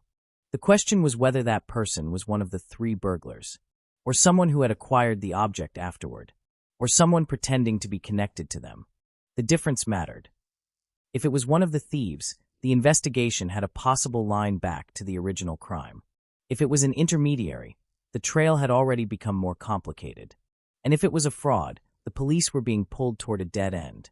Then came another communication. A brown envelope. It carried the words Port of Montreal. Inside were photographs of the stolen paintings. The images were another message. We know what we have. We know what you want. And we know that you are desperate to get it back. A ransom demand followed. Hundreds of thousands of dollars. The amount was later reduced. A negotiation was discussed. A possible exchange was arranged. But the meeting never produced the stolen collection. The criminals suspected a trap. Perhaps they were right. Perhaps the police were close. Perhaps someone had revealed too much. Or perhaps the thieves had simply become afraid. Whatever the reason, the opportunity disappeared. And once again, the paintings remained missing. This pattern would repeat. A message. A promise. A clue. A possible location. Then nothing. For investigators, every false lead was more than wasted time. It was another opportunity for the stolen objects to move. The longer the criminals remained outside the reach of the law, the more difficult recovery became. The stolen paintings were no longer simply missing. They were becoming ghosts. And ghosts have a peculiar power. People begin to imagine them everywhere. A painting seen in a private collection. A suspicious dealer. A story from someone who claims to have seen a masterpiece in a basement. A man who suddenly has money. A person who knows too much about the museum. Every rumor can look convincing when investigators have no final answer. That is how unsolved crimes grow. The absence of evidence creates space for theories. And theories attract people. Some want to solve the mystery. Some want money. Some want attention. Some genuinely believe they know something. Others may simply enjoy watching investigators chase shadows. The Montreal Museum robbery would eventually attract all of them. But in those first days, the central mystery remained brutally simple. The paintings were gone. The thieves were gone. And the museum had no idea whether the stolen works were still in Montreal. They could have been hidden nearby. They could have been transported across Canada. They could have been moved toward the American border. They could have entered the international art market. Every possibility created another problem. A stolen painting can cross a border without announcing itself. It can be wrapped in ordinary material. Its frame can be removed. Its name can be changed. Its history can be falsified. And once the physical connection between the painting and its original owner has been broken, proving where it came from becomes much harder. This is why the first days after an art theft are so important. But in 1972, the investigation was operating in a world without the tools that would later transform art crime investigations. The police had photographs, paper records, telephone calls, witnesses, human memory. And human memory is fragile, especially when the witness has just been threatened with a firearm in the middle of the night. The three guards could describe what they had experienced, but descriptions of masked men are rarely enough. A height, a hairstyle, an accent, a weapon, a voice, a gesture. Each detail is useful. None is a fingerprint. And that meant the thieves had achieved something extremely valuable. They had created uncertainty about who they were. The city knew a robbery had occurred. The museum knew what had been stolen. The police knew roughly how the thieves had entered. But no one knew the names behind the masks. The three men had entered the building as strangers, and they had left it the same way. That would become the defining feature of the case. Not violence, not greed, not even the value of the paintings. Anonymity. The thieves had stolen art, but they had protected their identities. And as the first days turned into weeks, that protection would become more powerful. Because every day without an arrest made it less likely that investigators would find the men through the immediate aftermath of the crime. People forget. Vehicles disappear. Clothing changes. Stories evolve. Relationships end. People move. And criminals grow older. The men who climbed that tree in 1972 would not remain the same men forever. Their faces would change. Their hair would change. Their voices would age. Their lives would continue. If they had families, those families might never know. If they had friends, those friends might never speak. And if one of them eventually died, he could take the truth with him. That possibility gives the case its enduring darkness. Because an unsolved crime does not freeze in time. The world keeps moving around it. The people involved grow older. Evidence deteriorates. Memories fade. But the missing painting does not stop being missing. It waits. Somewhere. In the years that followed, investigators would return to the case.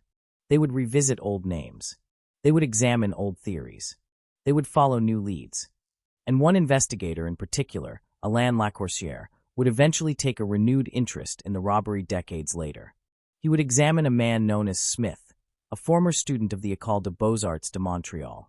Smith would become one of the more intriguing figures associated with the case. There were questions about what he knew, questions about his circumstances, questions about information he appeared to possess. But suspicion is not proof. Smith denied involvement. No evidence emerged that could conclusively connect him to the robbery. And so another possible answer slipped away. This is the rhythm of the Montreal Museum mystery. A possibility appears. Investigators move toward it. The evidence seems promising. Then the trail weakens. The possibility remains in the shadows, but it never becomes a conclusion. The case survives because it cannot be closed. And perhaps that is why the empty frame is such a powerful image. A solved crime has an ending. An unsolved crime has an absence. The Montreal Museum robbery is an absence that has lasted for decades. The missing paintings are still missing. Most of the stolen objects have never returned. The identities of the three men remain uncertain. The question of an insider has never been conclusively answered. And the fate of the most valuable works remains unknown. The men wanted to escape the museum. They succeeded. But they could not escape the questions. Those questions followed the paintings. They followed the investigators. They followed the people who were suspected. And eventually, they followed the case into history. More than half a century later, we can still reconstruct the beginning. A man climbs a tree. A ladder comes down from the roof. Two others climb upward. A skylight waits above them. An alarm is silent. A rope disappears into the darkness. 3 men descend. A guard turns a corner. A shotgun is raised. 1 shot is fired. 3 guards are restrained. The galleries become empty territory. Paintings disappear from walls. Jewelry disappears from cases. A gold watch disappears. A Rembrandt disappears. Then an alarm sounds. The men run. And somewhere in the city, a vehicle carries pieces of history into the darkness. The museum is left behind. The frames remain. The questions begin. And somewhere beyond those first hours, the case changes from a burglary into something else. A hunt. A negotiation. A trail of telephone calls. A collection of suspects. A series of false promises. A mystery that will refuse to die. Because the greatest question was never simply what was stolen. It was whether the men who stole it had planned their disappearance as carefully as they had planned their entrance. If they had, then the mistakes inside the museum may have been nothing more than the unavoidable imperfections of a dangerous operation. If they had not, then perhaps the answer was never far away. Perhaps someone made a mistake afterward. Perhaps someone talked. Perhaps someone sold something. Perhaps someone trusted the wrong person. Perhaps somewhere, hidden in an old memory, is the missing piece. For now, however, there is only the night. September 4th, 1972. Montreal. A museum after midnight. 3 guards bound inside a lecture hall. An open skylight above an empty gallery. And a collection that is suddenly smaller than it was when the sun went down.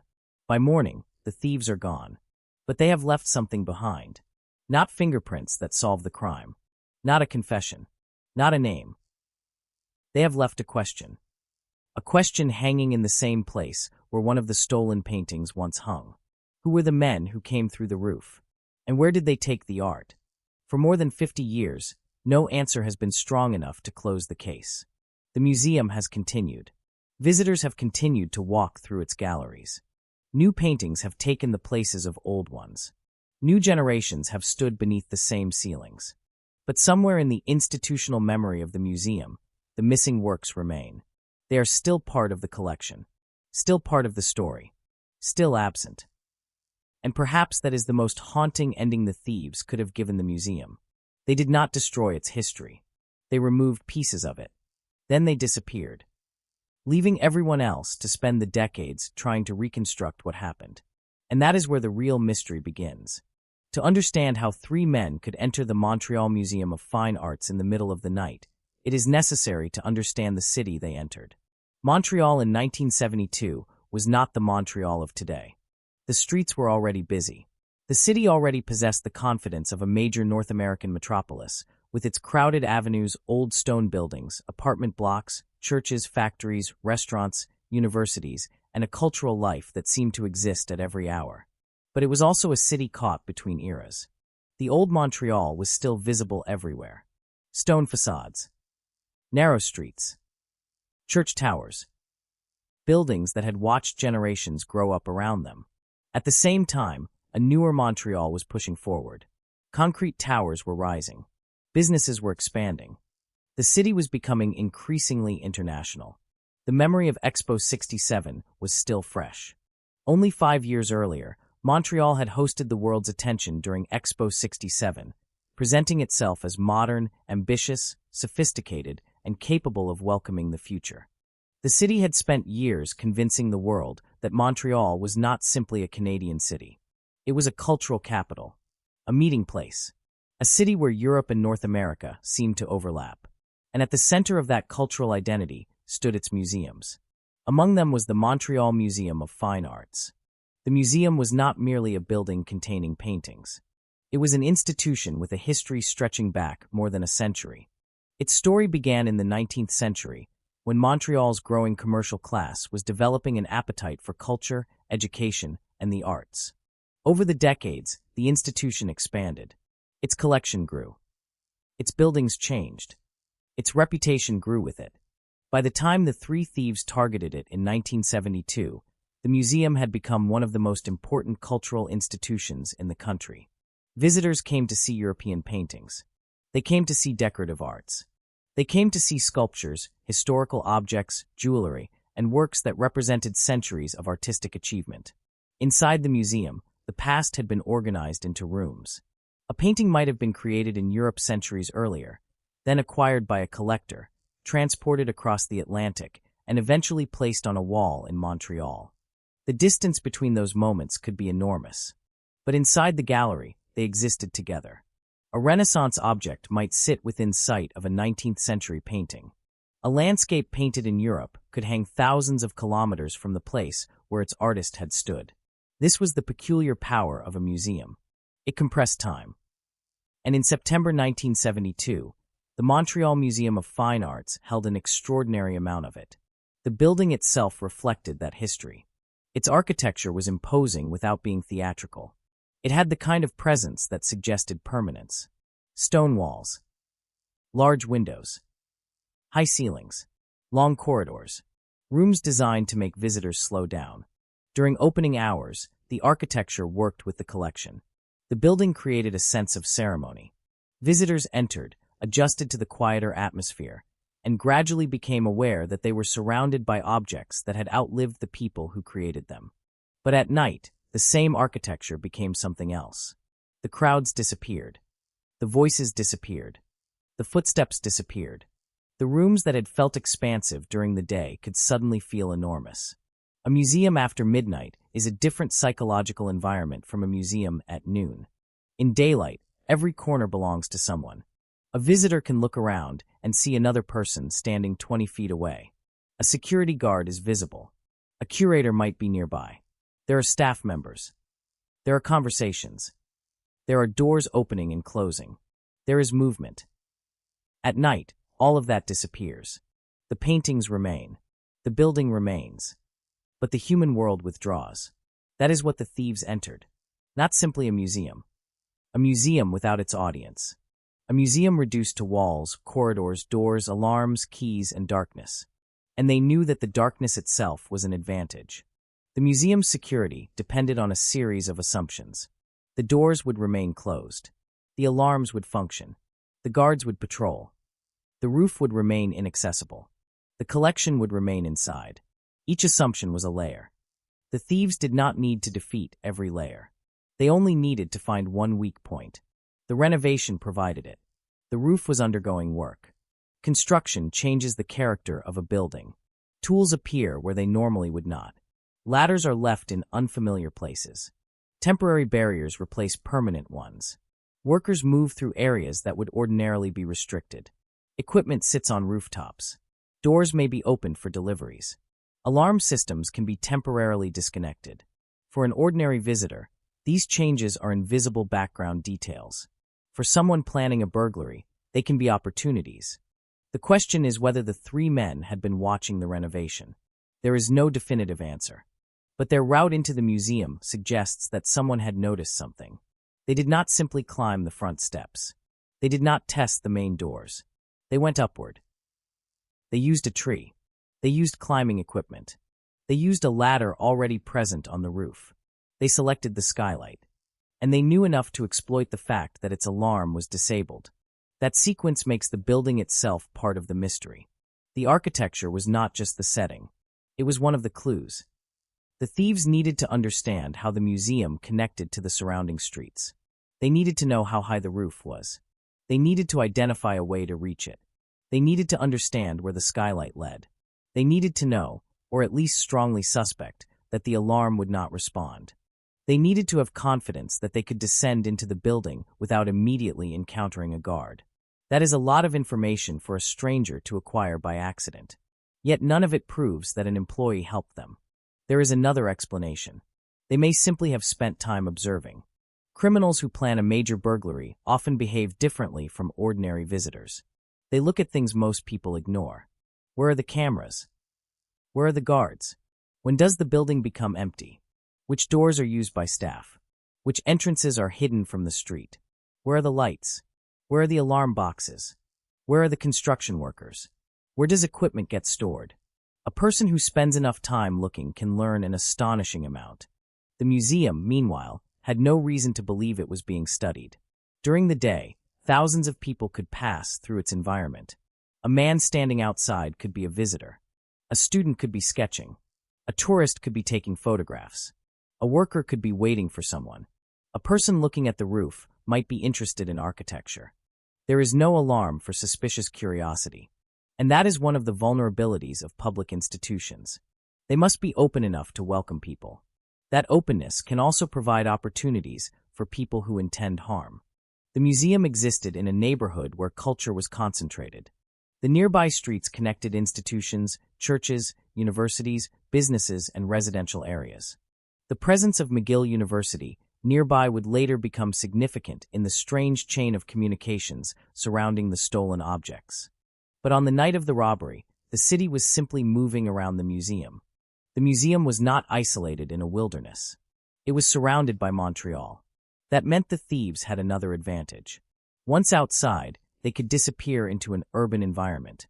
A city offers countless routes, side streets, main roads, parking areas, alleys, residential blocks, commercial districts, vehicles moving in every direction. A person can become anonymous within minutes. The darkness did not have to conceal them forever. It only had to conceal them long enough. This was also a period when technology was far less intrusive than it is now. There were no smartphones recording the movements of pedestrians. No digital location history followed a person's journey. No network of modern surveillance cameras could automatically preserve every vehicle entering and leaving an area. The city was full of witnesses, but witnesses are not cameras. A person might remember seeing a vehicle. Another might remember hearing a sound. Someone might notice a suspicious man. But unless that person understood the significance of what they saw, the memory could disappear into an ordinary day. That distinction matters. A crime can occur in a crowded city and still leave very little usable evidence. The three thieves did not need Montreal to be empty. They only needed Montreal to be indifferent.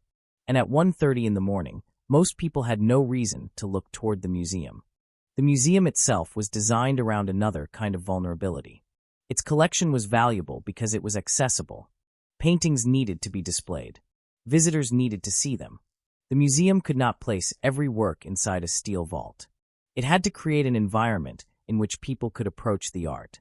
That meant windows, doors, galleries, display cases, walls, lighting, and security procedures. Every layer had to balance protection against accessibility. The thieves exploited the balance. They entered through a place visitors never used. They moved through areas visitors normally occupied during the day. And once inside, they encountered a collection that had been assembled for public appreciation. The irony was unavoidable. The museum had spent generations collecting works so that people could see them. Three men entered when no one was supposed to be watching. And for several hours, they became the only audience. Imagine walking through those galleries at that hour. The lights would have been different. The rooms would have felt larger.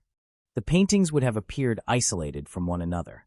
A portrait looking across a room might seem almost alive in the darkness. A landscape might appear detached from the historical world that surrounded it. Glass cases would reflect empty corridors. Frames would hang against walls with no visitors standing beneath them. And somewhere in that silence, three men were making decisions about which pieces to take. This is where the psychology of the setting becomes important. The museum was built to create awe. The thieves experienced it as a supply of objects. The same room could produce completely different emotions in two people. A visitor might stand before a Rembrandt and think about genius, history, mortality, and beauty. A thief might look at the same painting and think about size, weight, value, and transport. The object is the same. The human intention surrounding it changes everything. And perhaps the men understood this better than anyone realized. They did not need to steal everything. They needed to steal enough. That distinction becomes important when looking at what happened next. The thieves removed 18 paintings.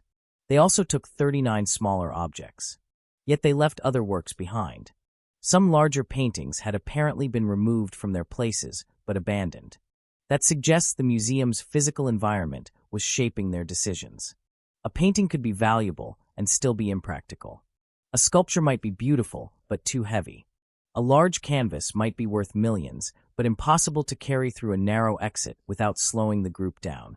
A small jeweler piece could be slipped into clothing. A small painting could be wrapped quickly. The museum's collection, therefore, became a landscape of choices. The thieves moved through it under pressure. Every object had a calculation attached to it, and the clock was always moving. They could not know exactly how long they had before the alarm would bring help. They could not know whether a guard had already managed to free himself.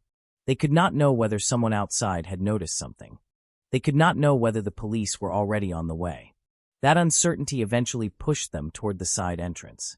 And that decision would become their most consequential mistake. The alarm at the skylight had been silent. The alarm at the door was not. The difference between those two systems became the difference between invisibility and exposure. Once the side alarm activated, the museum was no longer asleep. The thieves had to abandon their plans. Their carefully chosen route out through the vehicle was compromised. Whatever they could carry immediately became what they would keep. Whatever they could not carry became what they would leave. And the result was a strange inventory. Some of the most valuable works remained inside. Some smaller and easier objects were gone. The museum had been damaged. The guards had been terrorized. But the thieves had not achieved everything they wanted. This imperfection would later become one of the most important characteristics of the case. A flawless crime is difficult to investigate because it leaves little uncertainty. This crime was full of uncertainty. Why did they choose these paintings? Why did they leave those? Why did they use the roof? Why did they bring weapons? Why did they struggle with the pulley system? Why did they use the museum's vehicle? Why did they trigger the alarm? Why did they risk taking so much? Why did they stop when they did? Every answer suggested another question. And all of those questions existed inside the physical space of the museum. The building was telling investigators what the thieves had done, but it could not tell them why. That distinction would haunt the investigation. The museum could reveal the route. The skylight revealed the entrance. The lecture hall revealed where the guards had been held. The display cases revealed what had been taken. The side entrance revealed how the plan had failed. But none of those things could reveal the identities of the men. The architecture could describe their movements. It could not describe their lives. And that was the problem. A crime scene can preserve actions. It cannot always preserve intention. The thieves had entered the museum with a purpose. They had left with stolen art. But their personal histories remained outside the building. Investigators would have to find those histories elsewhere. They would have to look at Montreal's art community, at students, at criminals, at collectors, at contractors, at employees, at anyone who might have known the museum well enough to understand its weaknesses. And that investigation would become increasingly complicated because the museum itself had been changing. The renovation that created the vulnerable skylight was temporary. Once the work ended, that weakness would disappear. The exact conditions that allowed the thieves to enter might never exist again. In that sense, the robbery was tied to a moment, a narrow window of opportunity, a building under construction, an alarm temporarily disabled, a ladder available on the roof, a particular arrangement of guards, a particular night. The thieves had found the museum at precisely the right moment, or someone had told them when that moment would occur. That question remained unanswered. But there was one thing investigators could understand immediately. The men had not attacked the museum because it was undefended. They attacked because, for a short period of time, one part of its defenses had failed. And that difference would become the central lesson of the crime. Security is not absolute. It is a chain. If one link breaks, the entire system can become vulnerable. The thieves had found that broken link. They climbed through it. And once inside, they turned a place designed to preserve history into the scene of one of the most mysterious art thefts Canada had ever seen. The morning light eventually reached Montreal. The city began another ordinary day.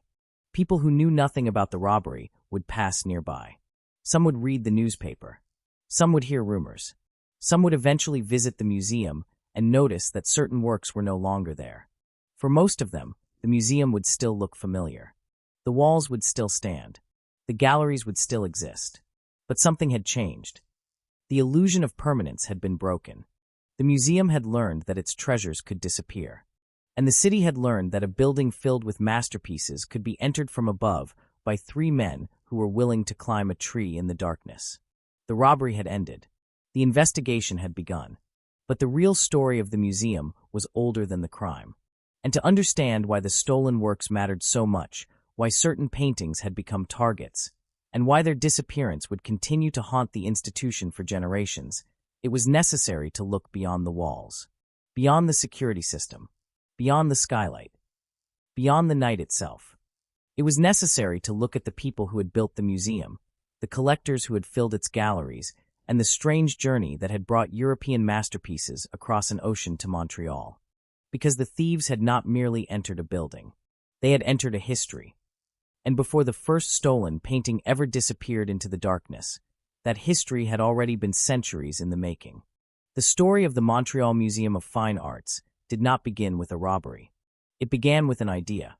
The idea that a city could preserve beauty, that ordinary people could stand in front of extraordinary objects and, for a few moments, step outside their own time. In the 19th century, Montreal was becoming increasingly wealthy and increasingly ambitious. Merchants, industrialists, bankers, lawyers, and other members of the city's growing professional class were building fortunes, businesses, homes, and institutions. The city was no longer content to be merely a place where commerce happened. It wanted to become a place where culture mattered. Art became part of that ambition. A museum was not simply a warehouse for paintings. It was a declaration that Montreal belonged in the cultural conversation of the Western world. That declaration became increasingly visible as the institution expanded and developed over the decades. Its collections grew through acquisitions and donations. Private collectors gave objects that had once belonged to their families. Works crossed the Atlantic. Paintings that had been created in Europe generations earlier found new homes in Canada. The museum became a kind of cultural bridge. On one side was Montreal, a young and rapidly changing North American city. On the other was the long history of European art, and the museum connected the two. That connection was part of what made the theft in 1972 so significant. The stolen objects were not merely expensive things. They were fragments of a much older world. A painting associated with Rembrandt carried with it the memory of 17th-century Europe. A work associated with Rubens belonged to another chapter of European artistic history. And El Greco represented a world that existed centuries before Montreal itself had taken its modern shape. These works had survived because generation after generation had decided that they were worth protecting. Then, in a single night, 3 men walked into the museum and reversed that process. They did not care that a painting had survived 300 years. They cared whether they could carry it. That contrast is essential to understanding the emotional impact of the crime. A museum is based on trust. The institution trusts its visitors not to damage the objects. It trusts its employees to protect them. It trusts its security procedures. It trusts donors to provide accurate histories. It trusts experts to identify what matters. And the public trusts the museum in return. When a person walks into a museum and sees a masterpiece behind glass or hanging on a wall, there is an assumption that the object will still be there tomorrow. That assumption was shattered in Montreal. The thieves demonstrated that even objects surrounded by layers of protection could vanish. And once that happens, every security measure begins to look different. The skylight becomes a vulnerability. The roof becomes a possible entrance. A ladder becomes a tool. A construction project becomes an opportunity. A key becomes a potential weapon. A guard's routine becomes information. The building itself becomes a puzzle. This is why the renovation work matters so much. The museum had not suddenly become careless. It had become temporarily complicated. Construction creates uncertainty. Temporary systems replace permanent ones. People move through spaces they do not normally occupy. Tools and equipment appear. Workers need access. Areas are opened and closed. Alarms may have to be disconnected. A security system that works perfectly under normal circumstances can become vulnerable during a period of change. For the thieves, that change created an opening. For investigators, it created a question. Was the disabled alarm simply an opportunity that the men discovered? Or was it the reason they chose that night? Those are 2 very different possibilities. If they discovered it accidentally, the robbery was an extraordinary act of opportunism. If they knew about it beforehand, the robbery was targeted. And if someone had told them, then the story involved more than 3 men outside the museum. It involved someone who had knowledge of the institution from within its orbit. That person did not necessarily have to be an employee. The information could have traveled through contractors, workers, former employees, visitors, people connected to the renovation, people who had heard conversations, people who had noticed the security arrangements. Information moves through cities in ways that are difficult to trace. Someone can mention a detail without realizing its importance. A casual conversation can become useful information in the hands of someone planning a crime. A worker might say that an alarm had been disconnected. Another person might remember that the museum had a ladder on the roof. Someone else might know when the guards changed shifts. No single person needs to know the entire plan. 3 pieces of information from 3 different people can become a complete plan when they reach the right criminal mind. That possibility is one reason the inside job theory has remained so persistent. But it is also why the theory must be treated carefully. Suspicion can grow around a museum simply because the crime seems too precise. Yet precision does not automatically mean conspiracy. The thieves may have spent weeks observing the building. They may have walked around the surrounding streets. They may have watched workers. They may have noticed the equipment. They may have tested the environment without anyone realizing it. A person who studies a place patiently can learn its rhythms. The museum opened at certain hours. It closed at others. Employees arrived. Employees left. Guards made rounds. Visitors gathered. Deliveries occurred. Lights changed. Doors opened. Doors closed. And eventually a pattern emerged. Every secure building has a rhythm. The people who protect it often know that rhythm better than anyone. But so do the people who watch them. That is one of the oldest principles of burglary. The criminal does not necessarily attack the strongest point. He waits for the moment when the strongest point is temporarily weakened. In Montreal, that moment may have been the construction work. The museum had become vulnerable not because it was poorly protected, but because it was changing, and change creates blind spots. The thieves found one. There was another element that made the museum particularly attractive. Its collection contained objects that were portable. That may sound obvious, but it is one of the fundamental realities of art theft. A bank vault contains money. A jeweler's store contains small objects of high value. An art museum can contain both enormous objects and remarkably portable ones. A painting does not have to be physically large to represent an extraordinary amount of wealth. A small canvas can be worth more than a building. That imbalance creates a strange criminal opportunity. The object may be worth millions. The object may weigh only a few kilograms. The thieves understood at least part of that equation. They selected 18 paintings. They took 39 smaller objects. They did not need to empty the museum. They only needed to take what they could transport. And the objects they chose could potentially be concealed. A painting can be wrapped. A small sculpture can be placed inside a container. Jewelry can disappear into a pocket. A watch can look like an ordinary personal possession. The museum, therefore, contained an unusual combination of wealth and portability. But the thieves also faced a problem that criminals stealing ordinary goods do not face: recognition. A stolen television can be resold because thousands of identical televisions exist. A stolen painting is different. If it is famous enough, only one exists. The object becomes difficult to sell precisely because it is valuable. The thieves were therefore entering a strange economic world. They could steal millions of dollars in art, but they could not necessarily convert those millions into cash. The most famous works were also the most dangerous to possess. This raises another question about the men.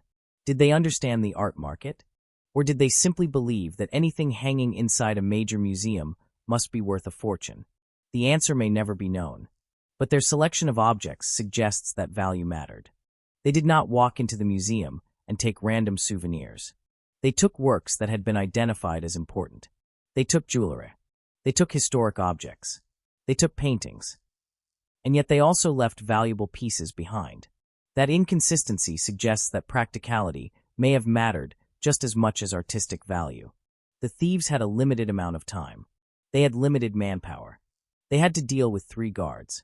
They had to manage the route through the building. They had to solve the problem of escape.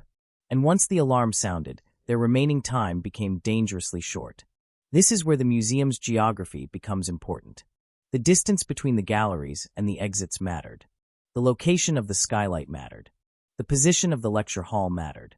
The location of the side entrance mattered. The availability of the museum's vehicle mattered. Every meter inside the building was part of the thieves' problem. They could not simply teleport the paintings out. They had to physically move them, and moving art is difficult.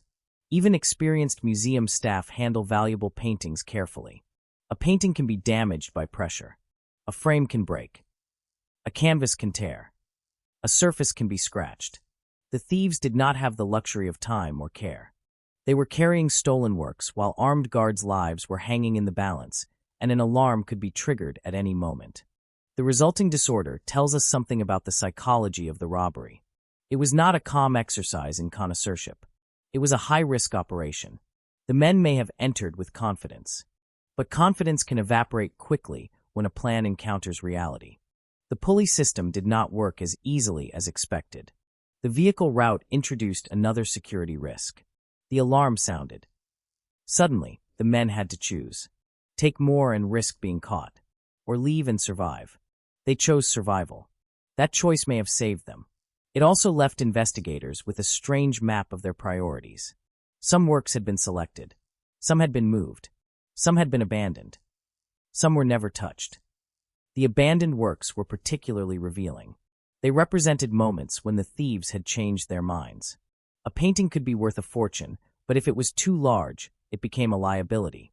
That may explain why some of the most famous works remained inside.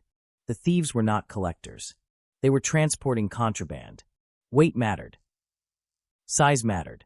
Time mattered. The escape route mattered. Everything was practical. This practical thinking also explains why the stolen small objects were so important. A necklace does not require a truck. A small figurine does not require a pulley. A watch can disappear inside clothing. The 39 smaller objects may have been easier to monetize than the paintings. They were less recognizable. They could be separated. They could be sold individually. They could be passed from one person to another. The paintings were different. They were dangerous, and that danger would follow them for decades. The museum's location in Montreal also mattered for another reason. The city was a major transportation hub. Montreal's position along the St. Lawrence River connected it to a wider network of commerce.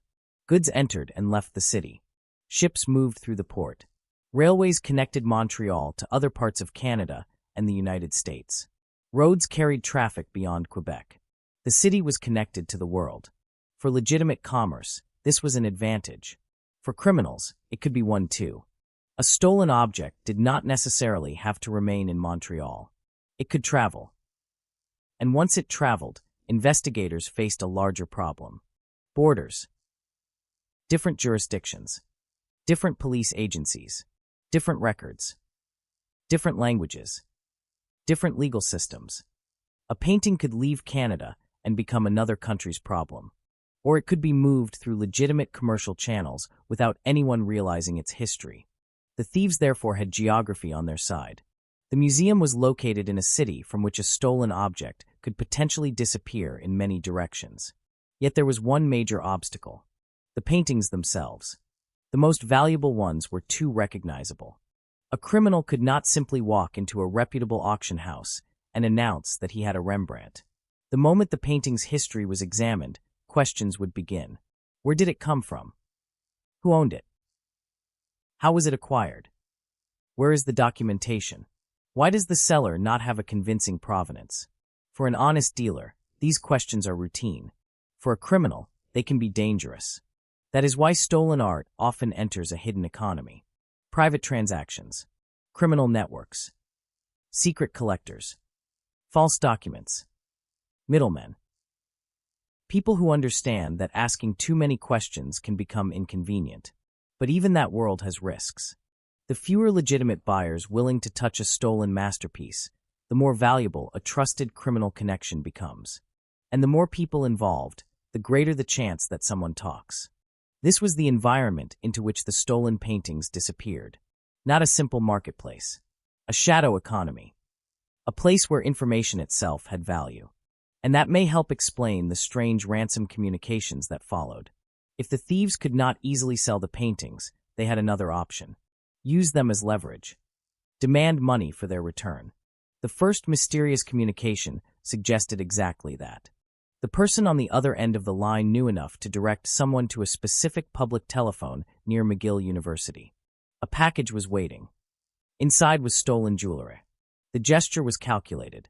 It established credibility without revealing identity. The criminals did not have to show their faces. They did not have to bring the paintings. They only needed to prove that they possessed something. That was enough to begin a negotiation. The museum was now caught between two worlds. On one side was the law. On the other was the possibility of recovering objects that could never truly be replaced. And somewhere in the middle was a criminal voice. A voice without a face. That would become a recurring pattern in the case. The criminals could speak without being seen. They could issue instructions. They could disappear. They could change their minds. They could make demands. And the museum could only respond. This imbalance created another psychological pressure. The people trying to recover the paintings had something to lose. The criminals had already committed the crime. They were risking arrest, but they controlled the stolen objects. That gave them leverage. Every demand could force the museum to consider how much it was willing to risk. Every meeting could be a trap. Every phone call could be a lie. And every delay could mean that the paintings were moving farther away. The museum's original purpose had been to preserve art for the public. Now its administrators were being forced to think like negotiators. How much is recovery worth? Can the criminals be trusted? Should the police be involved? Can a ransom be paid? Can a meeting be arranged safely? Can the paintings be identified before money changes hands? The ethical questions were enormous, but the emotional question was simpler. How do you get back something that belongs to everyone? The museum could insure a painting. It could assign it a monetary value. It could replace its financial loss. But it could not replace the original object. A reproduction could fill the wall. It would not be the same. The missing painting would remain missing. That is another reason the theft had such lasting psychological power. The crime created permanent absences. Visitors could still see the collection. But there were spaces where something important was supposed to be. The museum could explain those absences. It could catalog them. It could tell future generations that a work had been stolen. But an explanation is not a replacement. The empty space becomes part of the institution's memory. And as the years passed, that memory would become increasingly strange. A crime that had once been immediate would become historical. Young employees would learn about it from older employees. Visitors would hear the story from guides. The stolen works would appear in lists of missing art. The names of the suspected criminals would become part of investigative files. The robbery would become a story people told. But for the institution, it would remain a real absence. The missing works would still be missing. And the question of who had helped the thieves would remain unresolved. Perhaps that is why the setting matters so much. The museum was built to defeat forgetting. That was its purpose. It collected objects so that they would not disappear into the passage of time. It preserved them, labeled them, documented them, displayed them, protected them. And then, on one night in September 1972, time seemed to reverse. Objects that had survived centuries disappeared into darkness. The museum's carefully maintained history developed gaps. And those gaps could not be repaired simply by hanging something else on the wall. The thieves had removed physical objects. But they had also created a story that would become part of the museum's history. A story of vulnerability. A story of mystery. A story of people who knew just enough to enter, but perhaps not enough to escape cleanly. A story of a city that woke up one morning to discover that some of its cultural treasures were gone. And beneath all of it was the same unanswered question. Why this museum? Why that night? Why that skylight? Why those paintings? There were many museums. There were many collections. There were many valuable objects. The thieves had chosen this place. Perhaps because they knew the collection. Perhaps because they knew the security. Perhaps because they knew the opportunity. Or perhaps because someone had pointed them toward it. Whatever the reason, the museum had become the stage. The construction work had provided the opening. The darkness had provided cover. The collection had provided the reward. And the city had provided the escape. By the time the first investigators began piecing together the crime, the most important battle had already been lost. The thieves were outside. The paintings were moving. The museum could only look backward. And that is where the next chapter of the story begins. Not with the thieves. Not yet. But with the objects they had stolen. Because to understand why the loss mattered so deeply, we have to understand what those objects represented before they disappeared. Some had been painted centuries earlier. Some had passed through the hands of collectors. Some had survived changing tastes and changing governments. Some had crossed an ocean to become part of Montreal's cultural identity. And one of them, a small landscape attributed to Rembrandt, would eventually become more than a painting. It would become a symbol of everything the thieves had managed to take. A piece of history, a piece of evidence, a piece of the museum, and perhaps somewhere in the world, a piece of the truth. By the summer of 1972, Montreal had already learned how quickly the world could change. The city had spent years looking toward the future. The excitement of Expo 67 had transformed Montreal's image. Millions of visitors had arrived from around the world. New buildings had risen. New roads had been constructed. New ideas about transportation, architecture, commerce, and culture had taken shape. For a moment, Montreal seemed to believe that there was almost nothing it could not become. But beneath that confidence was another reality. Cities are complicated places. The same streets that carry businessmen to offices in the morning can carry criminals through the darkness at night. The same cultural institutions that welcome visitors during the day can become almost completely isolated after midnight. The same openness that makes a city attractive can make it difficult to control. Montreal was no exception, and the museum sat directly inside that contradiction. During the day, it was public. At night, it was private. During the day, the building belonged to thousands of people. At night, it belonged to a handful of employees and guards. That transformation happened every evening. The final visitors left. The doors closed. Staff members went home. The galleries emptied. The lights changed. And gradually, the museum became a sealed environment. For the security staff, this was routine. That was precisely what made routine dangerous. A guard who walks the same corridor at approximately the same time every night creates a pattern. A door that is always locked creates a pattern. A light that is always turned off creates a pattern. A construction area that remains untouched for several days creates a pattern. Patterns are invisible to people who live inside them. But to someone watching from outside, they can become a map. The thieves did not need to know every detail of the museum. They only needed to know enough. The roof. The tree. The ladder. The skylight. The disabled alarm. The guards. The exit. That was enough.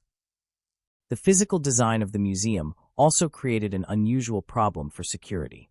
A museum must protect objects without turning itself into a fortress. Visitors need to approach the art. Curators need to move through the galleries. Maintenance workers need access. Deliveries have to be made. Doors have to open. Equipment has to enter. People have to work. The building cannot simply be sealed inside layers of concrete and steel. It has to breathe. And every opening is a potential vulnerability. The renovation made that vulnerability larger. Construction is temporary by nature. A wall can be moved. A ladder can be left somewhere. An alarm can be disconnected. A worker can need access to an area that is normally restricted. The building becomes a changing puzzle. That is perhaps what the thieves understood. They did not attack the museum at its strongest. They waited until part of its normal security environment had been disrupted. The skylight became an unintended door. And unlike a door at street level, it had one enormous advantage. Almost nobody was watching it. The front of the museum was designed to be seen. The roof was not. A person approaching the main entrance could attract attention. A person standing near a roofline could remain almost invisible. That difference mattered. The first thief's climb into the tree was therefore more than a physical act. It was the beginning of a deliberate attempt to remain outside the normal field of human attention. He was not walking through a lobby. He was moving around the museum's blind side. The equipment he used suggested preparation. A device resembling the climbing gear used by telephone workers allowed him to ascend the tree and reach the roof. Once there, he lowered a ladder. The ladder itself was not brought into the area by the thieves. It was already there. That detail is almost absurdly ordinary. A ladder. something so harmless during construction. Yet in the hands of burglars, it became the final step between the street and the museum roof. This is often how security failures happen, not through one dramatic weakness, through ordinary objects being used in extraordinary circumstances. A ladder is not dangerous. A rope is not dangerous. A skylight is not dangerous. A disabled alarm is not necessarily dangerous. But put all four together, at the right place and the right time, and they become a pathway into a museum. The men climbed onto the roof. Then they moved toward the skylight. Below them were the galleries. The paintings were already inside. They had no need to break a wall. They did not need explosives. They did not need sophisticated machinery. They only needed to descend. The nylon rope became their bridge between outside and inside. Approximately 15 meters separated the roof from the second floor. One by one, the men lowered themselves. It was a dangerous descent. One slip could have ended the entire operation before it began. But they made it. And when their feet reached the floor, they had accomplished the most difficult part. They were inside. The museum's defenses had not stopped them. The alarms had not stopped them. The walls had not stopped them. Now they only had to avoid the guards. But avoiding the guards would prove impossible. At approximately 1:30 in the morning, one of the guards encountered them. The moment is difficult to reconstruct emotionally because the surviving information is limited. But imagine the shock. A guard walking through a dark museum does not expect to see armed men. There is no gradual warning. No obvious preparación. One moment the building is quiet. The next, there are strangers standing in the gallery. And one of them is holding a gun. The shotgun blast into the ceiling was enough to communicate the stakes. The guards were not dealing with ordinary trespassers. These men were willing to use violence. The three guards were taken to a lecture hall and restrained. That room became the center of the human side of the robbery. While the thieves moved through the collection, the guards waited. They could not see what was happening. They could not know how many objects were being removed. They could not know whether the thieves were going to leave. They could not know whether the police had been alerted. They could only wait for the men to return. That waiting is perhaps one of the least remembered elements of the robbery. Art theft stories often focus on the objects. They talk about paintings, values, famous artists, escape routes. But the robbery began with three people being placed in a position of helplessness. For them, the museum had ceased to be a place of beauty. It had become a place of confinement. Meanwhile, the thieves were free to move. The galleries were theirs. The collection was theirs, at least temporarily. And now they had to decide what was worth taking. The collection itself must have been overwhelming. Imagine standing inside a major museum after midnight with no visitors around you. There is no crowd forcing you to move. No docent explaining what you are looking at. No curator telling you what can and cannot be touched. The paintings become objects. The frames become handles. The cases become obstacles. The room becomes a warehouse. The men began removing works. They took 18 paintings. They also took 39 smaller objects. The number matters because it tells us this was not a single target theft. They were not there for one painting alone. They were collecting. The gold watch associated with Jacques Vigor was among the objects taken. Jewelry disappeared. Figurines disappeared. Small treasures that had once been carefully catalogued and protected were suddenly being carried by people who had no legitimate relationship to them. The famous paintings were more complicated. A work attributed to Rembrandt was among the stolen pieces. The painting, Landscape with Cottages, would become one of the most memorable missing works connected to the case. Its significance was not simply financial. Rembrandt's name carried enormous cultural weight. The painting represented an artist whose work had survived centuries of war, changing governments, changing markets, and changing tastes. And yet, within a few minutes inside the museum, it became an object that could be carried away. The thieves may not have thought about any of that. Perhaps they saw only the name. Perhaps they saw only the estimated value. Perhaps they had been given specific instructions. Perhaps they did not even know precisely what they had. This uncertainty matters because stolen art has a peculiar relationship with knowledge. The person stealing a painting may understand its value. The person buying it may understand it even better. Or the thief may be operating on assumptions. A painting hanging inside a famous museum must be valuable. A painting associated with a famous artist must be worth money. But the art world is more complicated than that. Attribution can change. Provenance can be challenged. Experts can disagree. A painting that was once celebrated as the work of a master can later be reclassified. That would eventually become an ironic part of the Montreal story.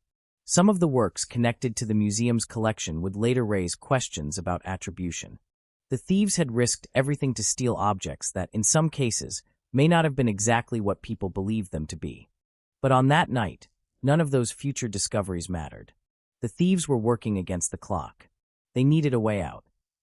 Their first idea appears to have been returning through the skylight. It was logical. The route had worked once. It should work again. But entering a museum and removing stolen paintings through a skylight were two completely different problems. The men had brought rope. They had the opening. But the paintings presented difficulties. The works were not easy packages. They had frames. They had weight. They were awkward. They had to be moved carefully enough to avoid destroying the very things the thieves intended to profit from. The men began trying to construct a pulley system. It was an ambitious solution. But ambition is not the same as execution. The plan did not work as easily as they had imagined. Time passed. The stolen works accumulated. The guards remained restrained. The risk increased. Eventually, the thieves abandoned the idea. They needed another route. And that was when they turned toward the museum's vehicle. A vehicle changed the calculation completely. Instead of lifting paintings 15 meters upward, they could carry them horizontally. Instead of returning to the roof, they could move toward a side exit. Instead of disappearing into the night on foot, they could load the collection into a truck or van and drive away. For a moment, the plan may have seemed almost simple. But the museum had another layer of protection. And this one worked. The side door triggered an alarm. Suddenly, the thieves were confronted with the sound of their own mistake. The operation changed instantly. They could no longer continue at the same pace. Whatever they had hoped to take had to be abandoned. Whatever they could carry immediately became their final haul. The larger paintings they had prepared were left behind. The thieves ran. And this is where the setting of the museum becomes inseparable from the outcome. The building had helped them get in. The building had also trapped them. Its corridors had given them access to the collection. Its exits had become obstacles. Its security system had failed at one point and succeeded at another. The renovation had created the opportunity. The functioning side alarm had ended it. The same institution had both enabled and defeated the robbery. Only the defeat was incomplete. The thieves escaped. That distinction would matter for decades. The museum had prevented the criminals from taking everything, but it had not prevented them from taking enough. By the time the police and museum officials fully understood what had happened, the men were gone. The city outside had become their protection. They could merge with traffic. They could abandon the vehicle. They could change clothes. They could split up. They could move toward another part of the city. There was no modern surveillance network waiting to reconstruct every turn. There was no digital trail. There was no automatic record of their movements. The darkness had done its work. The thieves had entered a building that was designed to preserve identities. Paintings came with names. Artists had names. Collectors had names. Donors had names. The museum recorded everything. But the men who stole the works had no names. Only descriptions. 2 were believed to speak French. 1 spoke English. 2 were approximately 1.68 meters tall. They had long hair. Their faces were not clearly seen. Their weapons were identifiable. Their movements were partially reconstructible. But their identities remained hidden. That imbalance was extraordinary. The museum could tell investigators what had been stolen. It could tell them where each object had been displayed. It could provide photographs. It could provide records. It could reconstruct the route. But it could not provide the one thing investigators needed most: a name. And without a name, every investigation becomes wider. Police had to consider people connected to the museum. They had to consider criminals in Montreal. They had to consider members of the art community. They had to consider students. They had to consider employees and former employees. They had to consider anyone who might have known about the renovation. The investigation would eventually turn towards several students from Montreal's art world. 5 people were watched for a period of approximately 2 weeks. But surveillance produced nothing conclusive. No stolen masterpiece appeared. No suspicious exchange occurred. No decisive evidence emerged. The men who had been watched remained suspects without becoming defendants. And the real criminals remained somewhere beyond the investigators' reach. That was the first major failure of the case. The second was even more difficult. The stolen objects did not come back. The museum could investigate. The police could search. The public could speculate. But unless someone physically located the paintings, the case remained incomplete. A stolen artwork has a strange relationship with distance. The farther it travels, the more complicated the search becomes. If it remained in Montreal, someone might recognize it. If it crossed the border, another jurisdiction became involved. If it entered the international art market, investigators would have to deal with dealers, collectors, and records beyond Canada's immediate reach. And if it disappeared into a private collection, it might not be seen for decades. This is what made the robbery different from an ordinary theft. The missing objects could survive indefinitely. They did not deteriorate simply because they were hidden. They could sit in a dark room for years. A painting does not become less recognizable because nobody looks at it. It simply becomes invisible.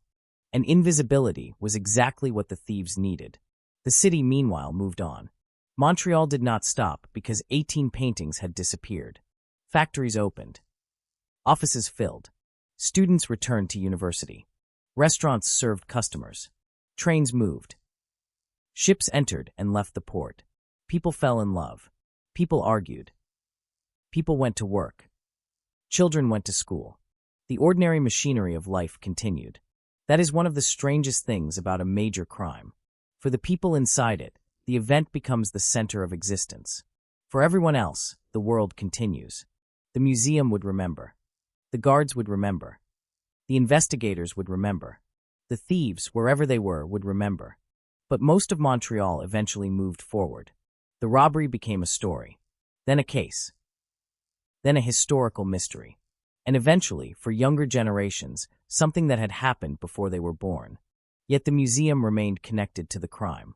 Because every time someone studied the collection, the missing works were still there in the records. Their names existed. Their photographs existed. Their absence existed. That is what museums do. They remember. Even when an object is gone, the institution continues to record that it once existed there. The thieves could remove the painting from the wall. They could not completely remove its history. And that would become a problem for them if they ever tried to sell it openly. The museum had documented the works. The art world knew their names. The theft itself had created publicity. The more famous the painting, the harder it would be to dispose of. A masterpiece can be hidden, but hiding is not the same as selling. And that distinction would shape the years that followed. The thieves had won the first battle. They had escaped. But they had stolen objects that were difficult to monetize. They had taken things that could become dangerous to possess. They had created a problem for themselves. What do you do with a stolen masterpiece? That question would lead to the next stage of the mystery. The telephone calls. The secret messages. The ransom demands. The mysterious packages. The people who claimed to know where the paintings were. The people who claimed to be connected to the thieves. And the investigators who had to decide which voices were genuine and which were simply trying to exploit a famous, unsolved crime.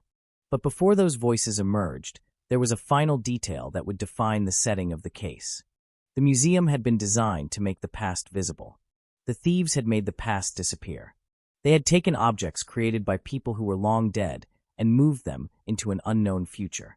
And somewhere between the museum wall and the world outside, the identity of those objects became uncertain. Were they still treasures? Were they evidence? Were they commodities? Were they bargaining chips? Or were they simply stolen things waiting in the darkness for someone to find them? The answer would depend on who possessed them. And that person remained unknown. For now, all Montreal had was the aftermath. An alarm that had finally sounded. 3 guards who had survived a terrifying night. A collection that had been violated. 18 paintings missing. 39 smaller objects missing. And a hole in the roof through which 3 men had entered and disappeared. The museum could repair the roof. It could replace the damaged cases. It could restore the rooms. It could strengthen its security. But it could not simply replace the missing history. The empty spaces remained. And somewhere beyond those walls, the stolen works were beginning a journey that no investigator could yet trace. The city had provided the perfect environment for the thieves to disappear. The museum had provided the perfect collection. The renovation had provided the opening. The darkness had provided cover. And the mistakes of the thieves had provided just enough evidence to tell investigators how the crime happened. But not enough to tell them who had done it. That would become the great divide in the case. Everyone could eventually agree on the basic story. 3 men, a roof, a skylight, a rope, 3 guards, guns, paintings, an alarm, an escape. But the deeper questions remained untouched. Who planned it? Who knew about the disabled alarm? Who chose the targets? Who expected to buy the stolen art? Who carried the paintings away? And where did they go? The answers were no longer inside the museum. They had left with the thieves. And before the next chapter could begin, investigators would have to understand something even more difficult than the architecture of the building. They would have to understand the people who protected the museum, the people who knew it, the people who entered it every day, the people who studied art there, and eventually, the people who might have looked at the museum not as a place of beauty, but as an opportunity. Because a building can tell you where a crime happened, but only people can tell you why.